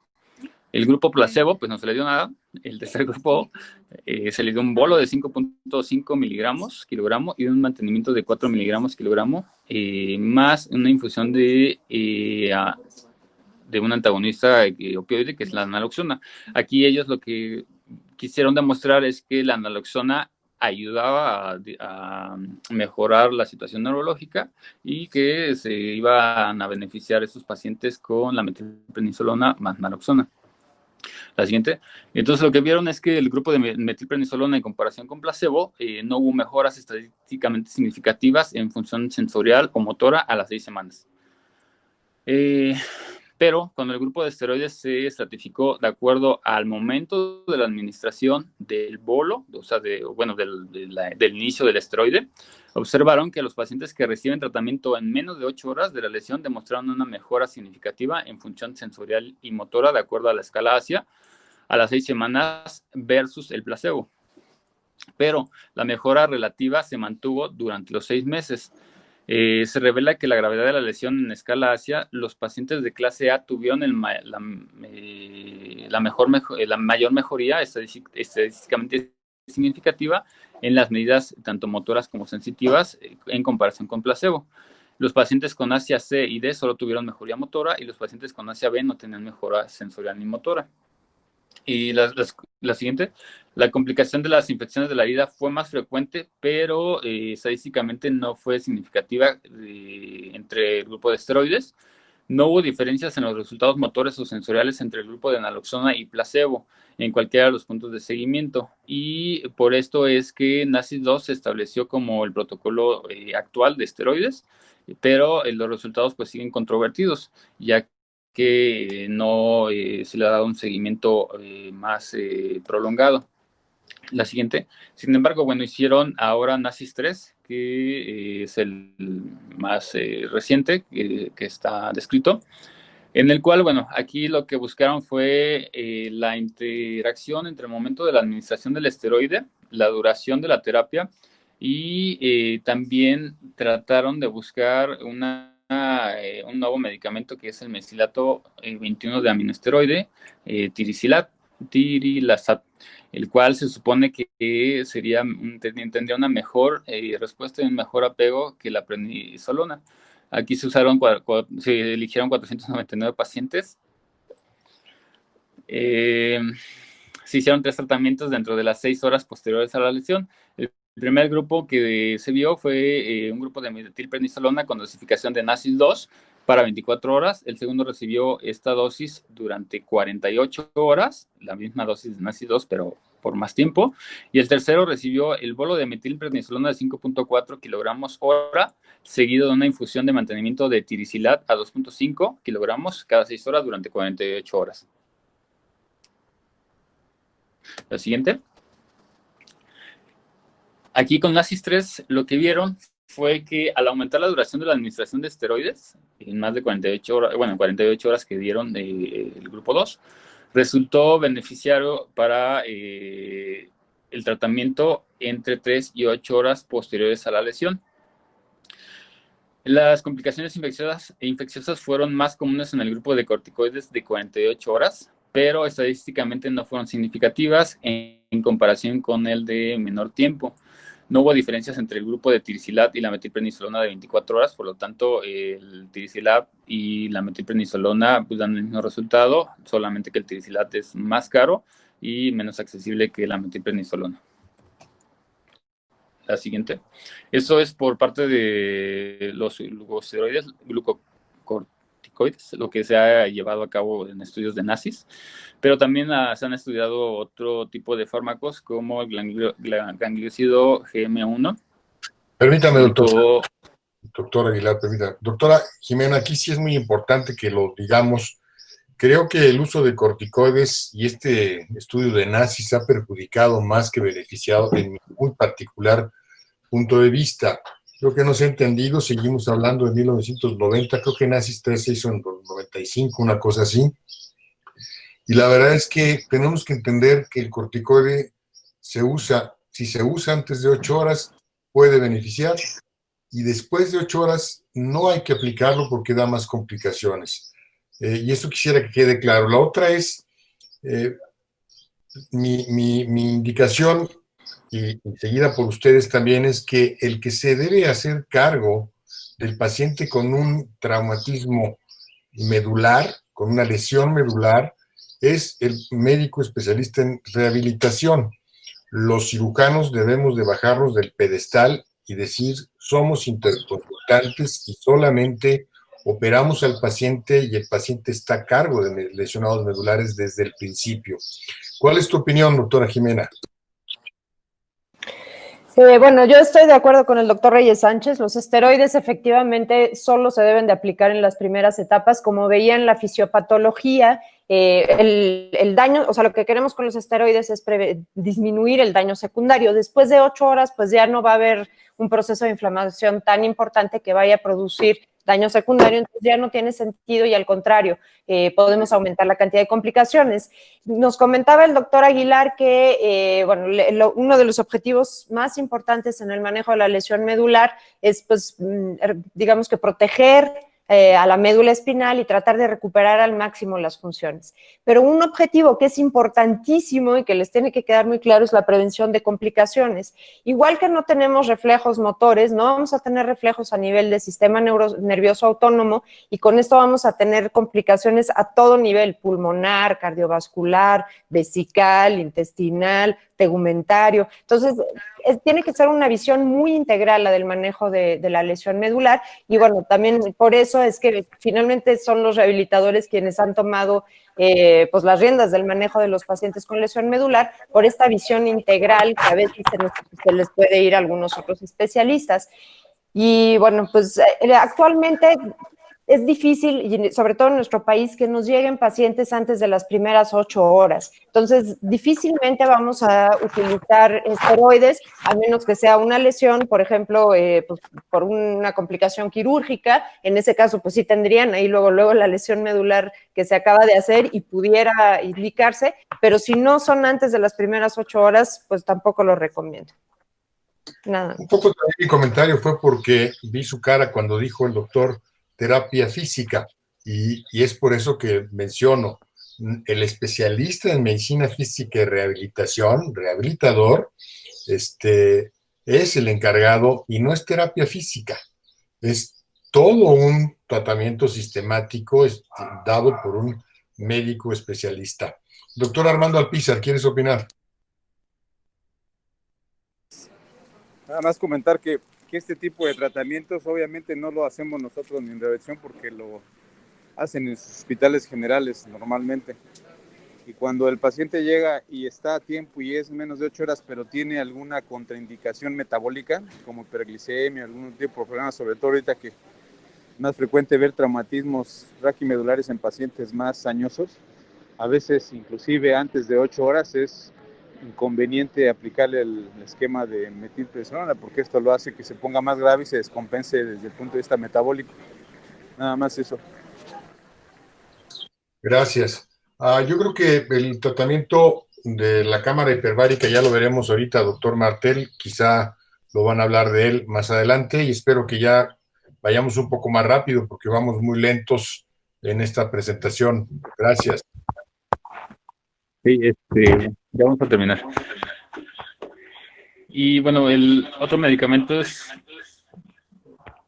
amilócido GM1, con base en la que vieron que pues, era un componente de la membrana celular y que tenía un papel importante en la plasticidad neuronal. para la recuperación axonal. Se hizo un estudio en 37 pacientes con lesión medular, con dos grupos control. Uno se le dio una dosis IV de ganglioside por 100 miligramos IV durante 30 días y versus placebo. Seguimiento a 6 meses, y aquí observaron una mejora de 2 grados en la escala de Frankel en el 50% de los pacientes que reciben este medicamento versus solo 7% de los pacientes que recibieron placebo. La siguiente. Este fue el inicial. Posteriormente, en un estudio que fue Science, de 797 pacientes, hicieron una dosis de 300 miligramos de este medicamento en bolo, más 100 miligramos diarios de mantenimiento por 56 días, versus el doble, 600 más 200 durante 56 días. Adicional al protocolo NACIS-2 de metilprednisolona. Y aquí lo que vieron fue que a las 8 semanas los pacientes exhibieron mejoras significativas en escala ASIA versus el placebo. Y aquí el punto de corte final, a los 6 meses, no observaron diferencias significativas en el número de pacientes que lograron una mejoría. El gangliosído GM1, por lo tanto, con este estudio finalmente no fue mejor que el placebo en el contexto de lesión medular aguda, por lo tal también está controvertido su uso. La siguiente. Otro fármaco que se ha utilizado, otra sustancia, es la hormona liberadora de tirotropina. La siguiente.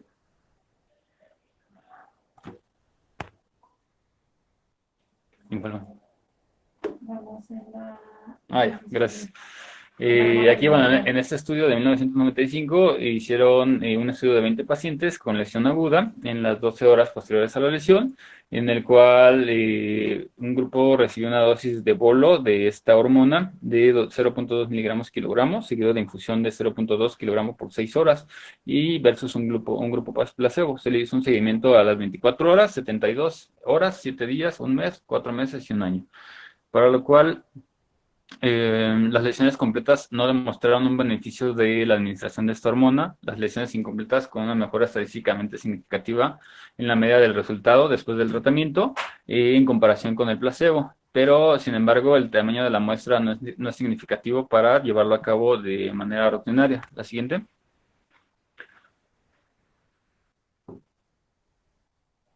En ese metaanálisis, lo que se trató de realizar fue determinar por primera vez la proporción de pacientes con lesión medular traumática que experimentan recuperación neurológica después del seguimiento e identificar las posibles predictores de recuperación.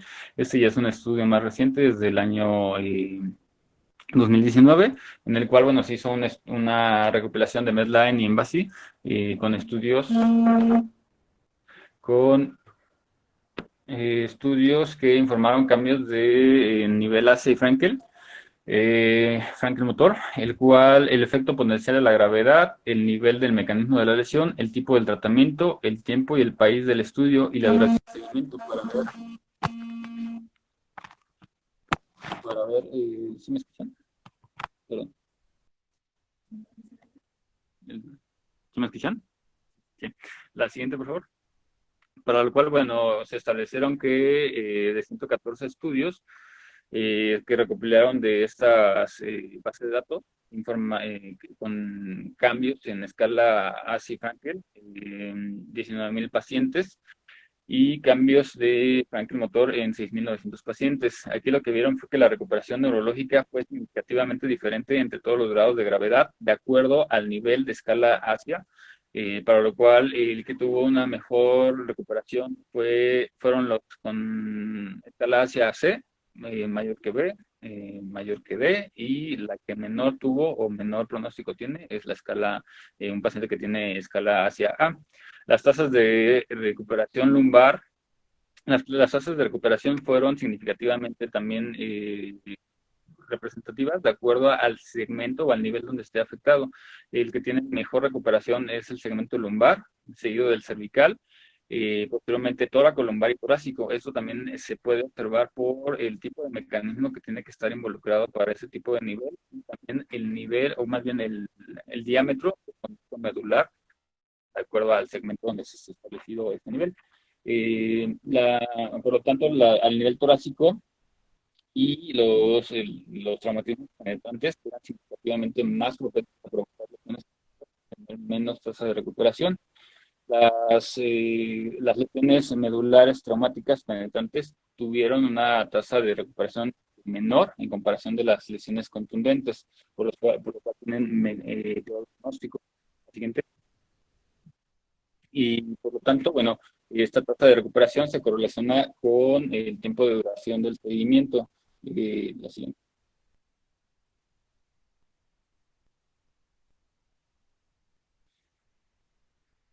Y bueno, ellos concluyen que el nivel de lesión es un predictor estadísticamente significativo para tener un pronóstico del paciente. De acuerdo a dónde esté establecido, si es lumbar, cervical o torácico, vamos a tener una evolución adecuada o tórpida.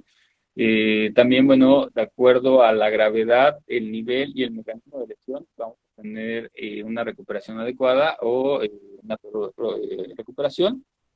Es importante esclarecer que no está asociado con el tipo de tratamiento ni con el país de origen, de acuerdo a lo que ellos observaron en los estudios analizados.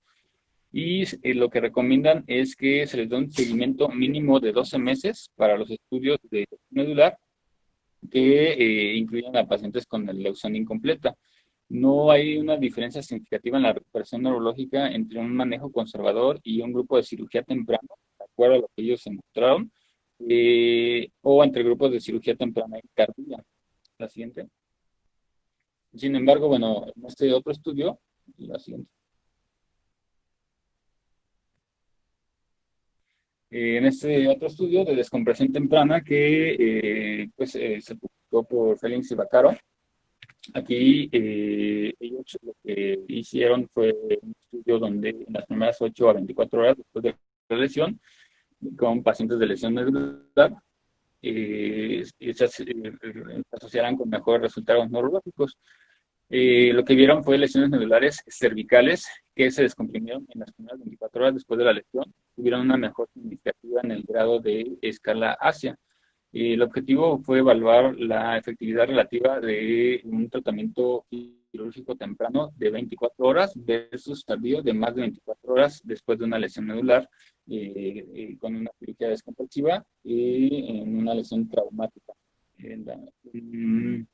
Se hizo durante pacientes del 2002 al 2009, se recopilaron 313 pacientes con 182 cirugías tempranas y 131 tardías. El resultado primario fue que el cambio que observaron ellos en valoración de escala hacia a un seguimiento de 6 meses y 6 meses después de la lesión. El 19.8% de estos pacientes con cirugía temprana mostraron una mejoría de un grado de más de 2 en escala ASIA, versus 8.8% de descompresión tardía de más de 24 horas. Por lo tanto, ellos concluyen que la descompresión antes de 24 horas después de una lesión medular se asocia con una mejoría neurológica, inclusive de más de 2 grados en escala ASIA. Siguiente.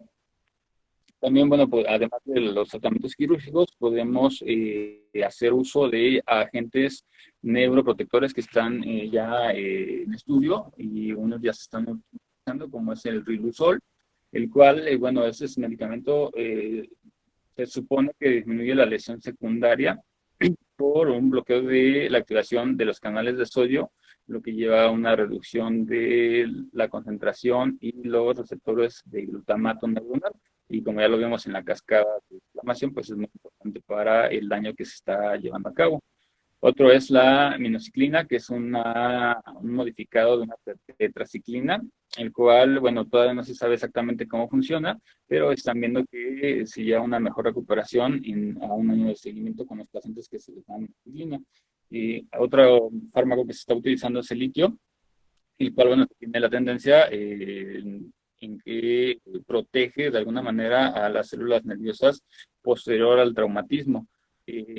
Con ello, bueno, lleva a que haya una reducción de la inflamación, un aumento de la producción y de la liberación de neurotrofinas, y lo que se quiere es que estimulen la neurogénesis y la autofagia, y que inhiba la autofagia e inhiba la apoptosis. Por lo tanto, bueno, pues este medicamento también se encuentra en estudio. La siguiente. Otro es el Trin.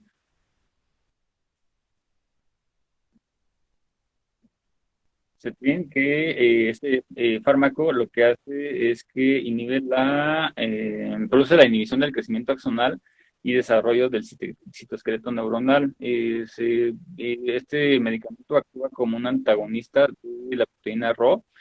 Y bueno, aquí se está viendo que en las señales cervicales muestra mejoría en la puntuación motora de Asia tras un año de seguimiento, de acuerdo al estudio que se está llevando a cabo. Otro es Antinovo, que es un anticuerpo monoclonal creado para bloquear NOVA, que es una proteína que está en el crecimiento axonal del sistema nervioso central. Y aquí lo que hace es que promueve el de la neurona y disminuye la cicatrización glial. Y otro tratamiento que se quiere llevar a cabo es el trasplante de células madres autólogas para que haya liberación de factores tróficos que promuevan el crecimiento y el reemplazo celular, pero aquí todavía no hay un estudio contundente que lleve a la eficacia o a una garantía de una mejoría. La siguiente. Eso es en cuanto a los procedimientos quirúrgicos y farmacológicos. Y posteriormente también tenemos que hablar, como ya se ha venido mencionando, que el paciente tiene que llevar pues un tratamiento holístico de todos los enfoques, no solamente enfocarnos en darle una metilprednisolona o hacerle una descompresión, sino también debemos saber que una rehabilitación temprana, oportuna y adecuada nos va a llevar a que el paciente pues lo reincorporemos de forma pues a la vida social de acuerdo a la lesión que tenga, y eso nos va a llevar a que el paciente tenga un automatismo, prevenir complicaciones, tenga independencia para que no requiera de un cuidador y tenga independencia o autonomía para las actividades diarias o mínimo del aseo que él se pueda realizar, y el paciente se vaya reincorporando y adaptado a su nuevo estilo de vida de acuerdo a la lesión que quede establecida. La siguiente. Y ya sería todo. Ok, gracias. Nada más les vuelvo a pedir que hagan un poco más de síntesis, porque luego a veces se cansa uno de tanta información que podría ser más sintetizada. Doctora Jimena, ¿nos quieres decir algo como resumen? Bueno, sí. La lesión medular, entonces, como ven, es una patología que vamos a tener que tratar de forma multidisciplinaria, integral. A ustedes, pues, les toca la parte aguda. Yo creo que es donde tiene que quedarles muy claro que es importantísimo realizar la clasificación internacional del Asia. Han visto artículos donde utilizan la de Frenkel. Realmente, la del Frenkel fue la base para hacer la de Asia. Utilicen la de Asia porque, como vieron, dependiendo del nivel neurológico y de la severidad de la lesión mediante la clasificación, o sea, A, B, C, D o E, es lo que nos va a dar tanto pronóstico como objetivos de tratamiento. En el momento agudo, bueno, lo más importante es el ABC. Una vez que está resuelta esta situación, entonces tenemos que enfocarnos a tratar de prevenir mayor daño, para lo cual lo que sí tiene cierta evidencia y que está en sus manos es la cirugía temprana y pues la prevención de complicaciones que también van a depender del nivel neurológico y de la severidad de la lesión. Importante es la situación cardiovascular que puede llevar a la muerte por las bradiarritmias, por las trombosis venosa, por el choque neurogénico, y las complicaciones pulmonares, sobre todo pacientes por arriba de C4, de preferencia que sean manejados desde un inicio en la terapia intensiva, porque van a tener muy probablemente de insuficiencia respiratoria.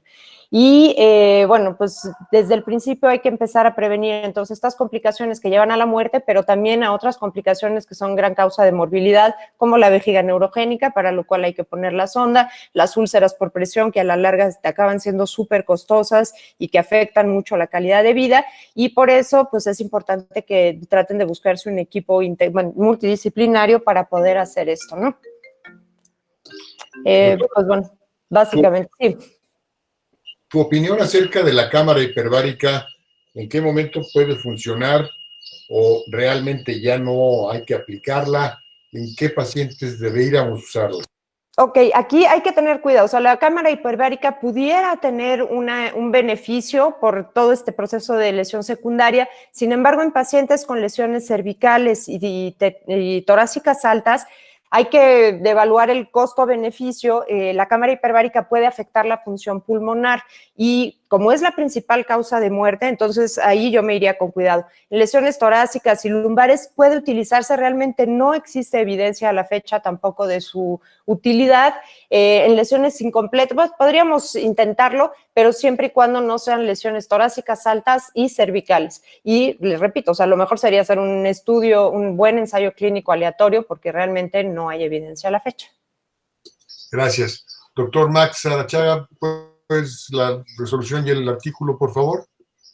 Sí, doctor.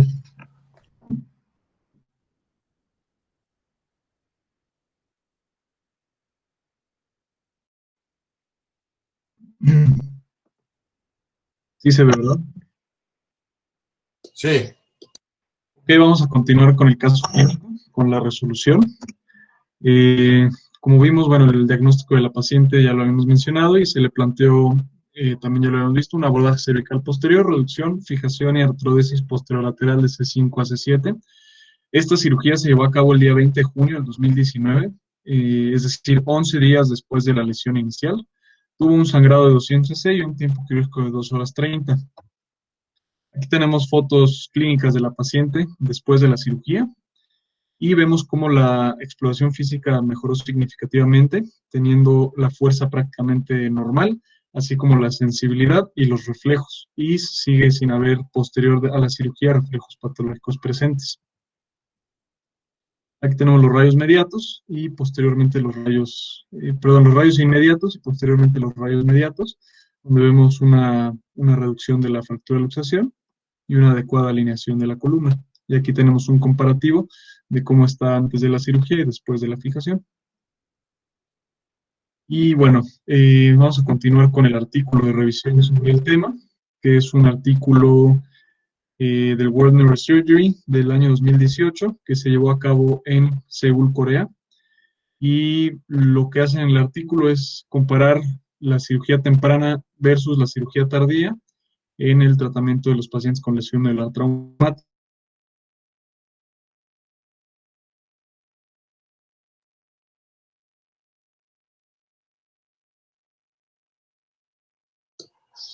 Creo que te quedaste congelado, doctor Sarachaga. Se congeló el audio y video del doctor.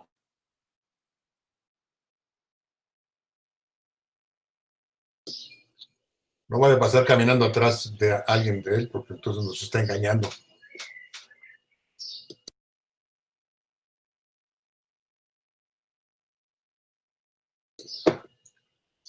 Bueno, aprovechamos para decir que está comprobado, y eso sí por metaanálisis, que la cirugía temprana sí mejora a los pacientes, sobre todo cuando hay una lesión medular incompleta, y recordar lamentablemente que palo dado ni Dios lo quita cuando hay una lesión medular completa, a pesar de todo lo que se inventa y se intenta hacer, no se logra recuperar a los pacientes. Esta es una gran desgracia para los pacientes que tienen una lesión medular completa, pero así es. Doctor Félix, por favor.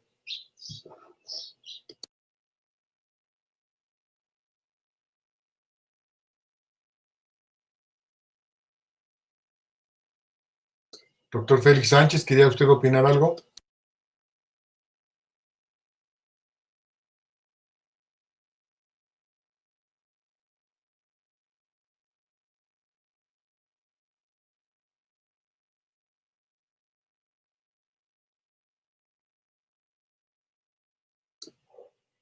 Doctor Félix, no lo escuchamos, perdón.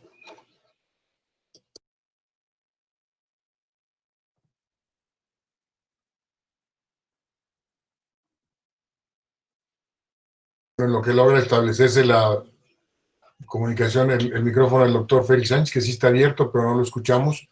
A ver si sigue hablando, doctor Sarachaga. ¿Ya me veo otra vez? Ya se ve y se oye. Perfecto, una disculpa, se me desconectó la señal.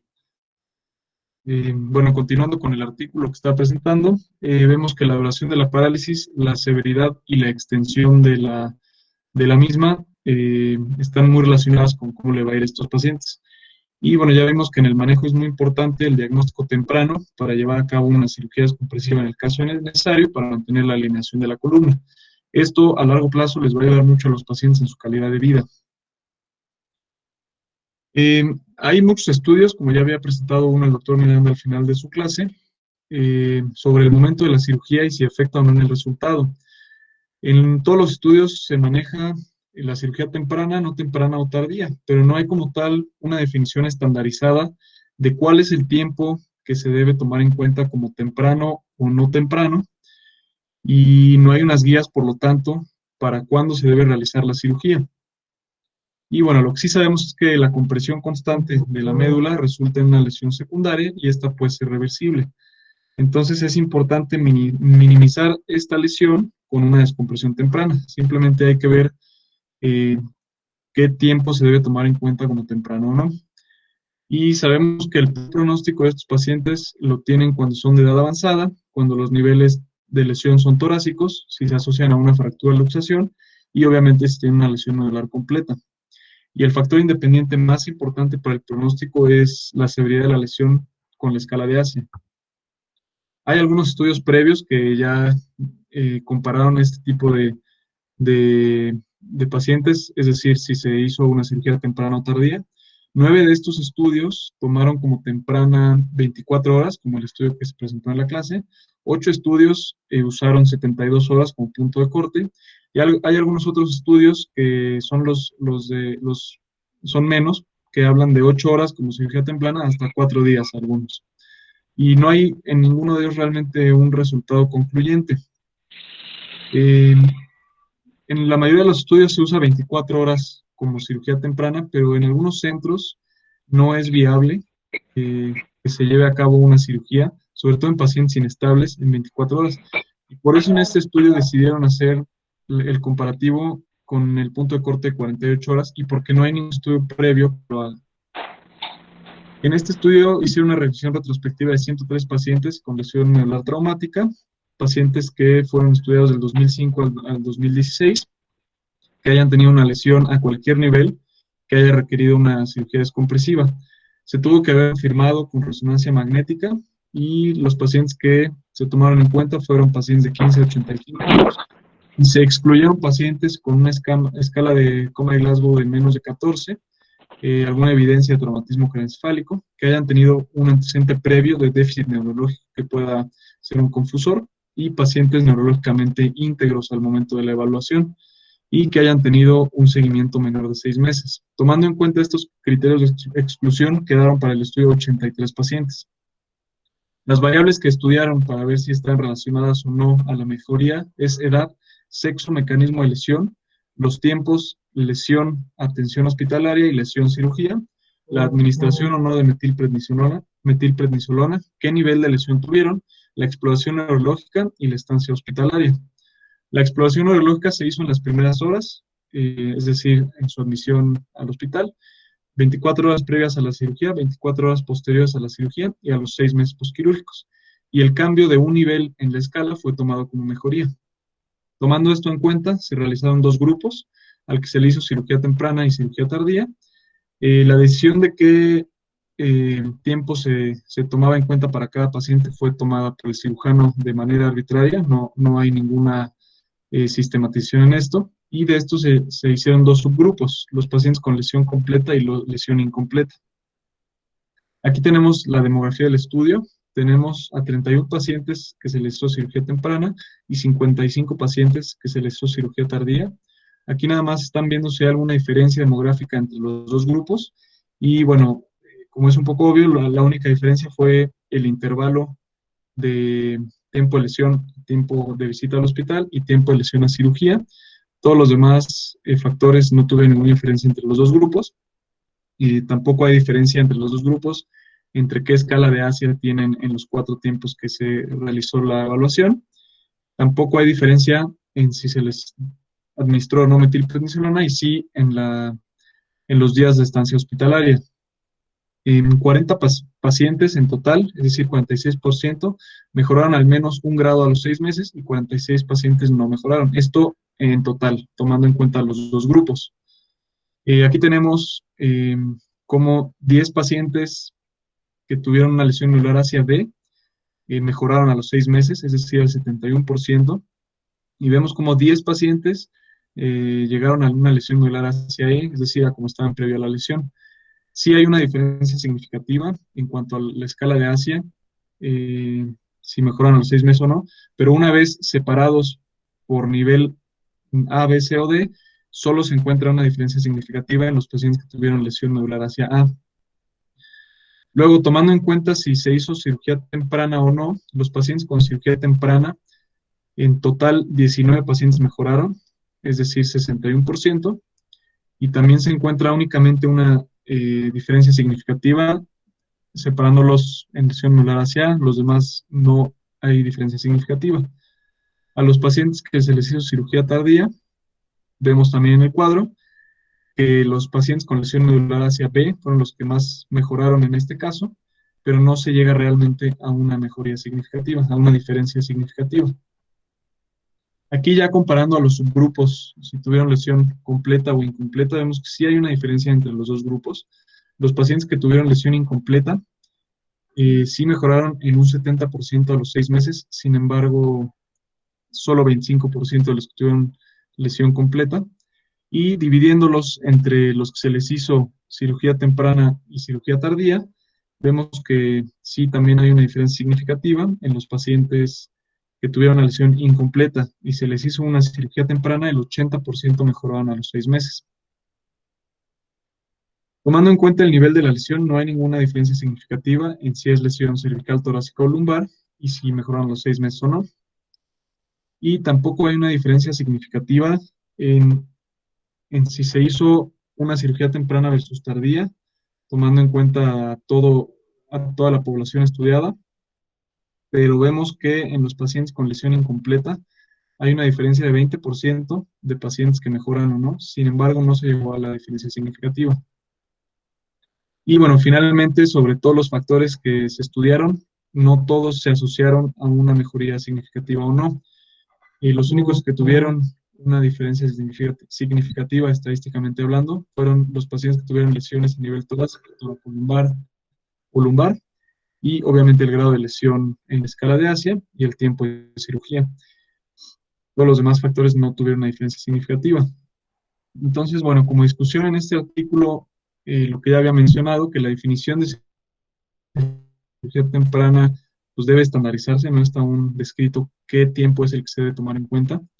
Sin embargo, aproximadamente el 50% de los neurocirujanos creen que no es mejor realizar una cirugía en las primeras 24 horas, sobre todo por los temas de la estabilidad del paciente, y más en las lesiones medulares más avanzadas o más severas, los pacientes por lo general están más inestables.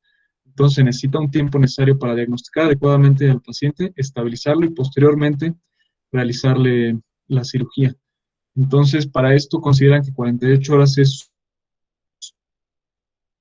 pero no está muy claro si es benéfico para el resultado del paciente y realizar una cirugía después de las 48 horas. Hay algunos datos a favor de que se realice una cirugía tardía, como ya lo había mencionado. Una médula espinal en una fase temprana está muy susceptible y probablemente no sea lo mejor realizarle una intervención quirúrgica. Los pacientes pueden estar médicamente vulnerables y van a tener mayor tasa de complicaciones en una etapa temprana. Y en una etapa temprana también es difícil detectar en algunos casos lesiones asociadas. Y bueno, en contra de la cirugía tardía, obviamente es la mejoría de la lesión neurológica, que sí se ha visto que mejoran más cuando se realiza tempranamente, y lo mismo de la descompresión que ya habíamos mencionado. Lo que sí refieren en este artículo es que no se llega a una diferencia significativa comparando lesiones completas versus incompletas. Entonces, bueno, refieren que por la cantidad de pacientes probablemente baja, no se vio esto, pero como lo interpretan es que sí se debe recomendar la descompresión temprana si hay una lesión incompleta sobre todo. Tal vez en la lesión completa hay que estabilizar primero al paciente y buscar las lesiones asociadas. Y el factor predictor más importante es el grado de lesión medular, como ya habíamos visto anteriormente, sobre todo en los pacientes con Asia D, que fueron los que mejor resultado tuvieron. Y aquí, bueno, comparando con el caso clínico que presentamos, que era una paciente con Asia D, que se operó 11 días después de la lesión, sin embargo, posterior a la cirugía tuvo una mejoría a lesión medular Asia E, y de hecho la paciente actualmente está prácticamente dada de alta. Su última cita en rehabilitación fue en marzo y la dieron de alta, y en cirugía de columna se vio en marzo también y le van a dar seguimiento anual únicamente. Y bueno, como conclusión, refieren que para tener esto un poco más estandarizado debería hacerse un estudio retrospectivo, un estudio prospectivo en múltiples instituciones para poder tomar en cuenta el tiempo de cirugía. También sería bueno estudiar qué tipo de cirugía se le hace a los pacientes para ver si alguna técnica u otra es mejor o no. Y también estudiar las complicaciones asociadas que no se tomaron en cuenta en este estudio. Y eso sería todo. Muy bien, antes que otra cosa, doctor Félix Sánchez, a ver si ahora sí nos da su comentario.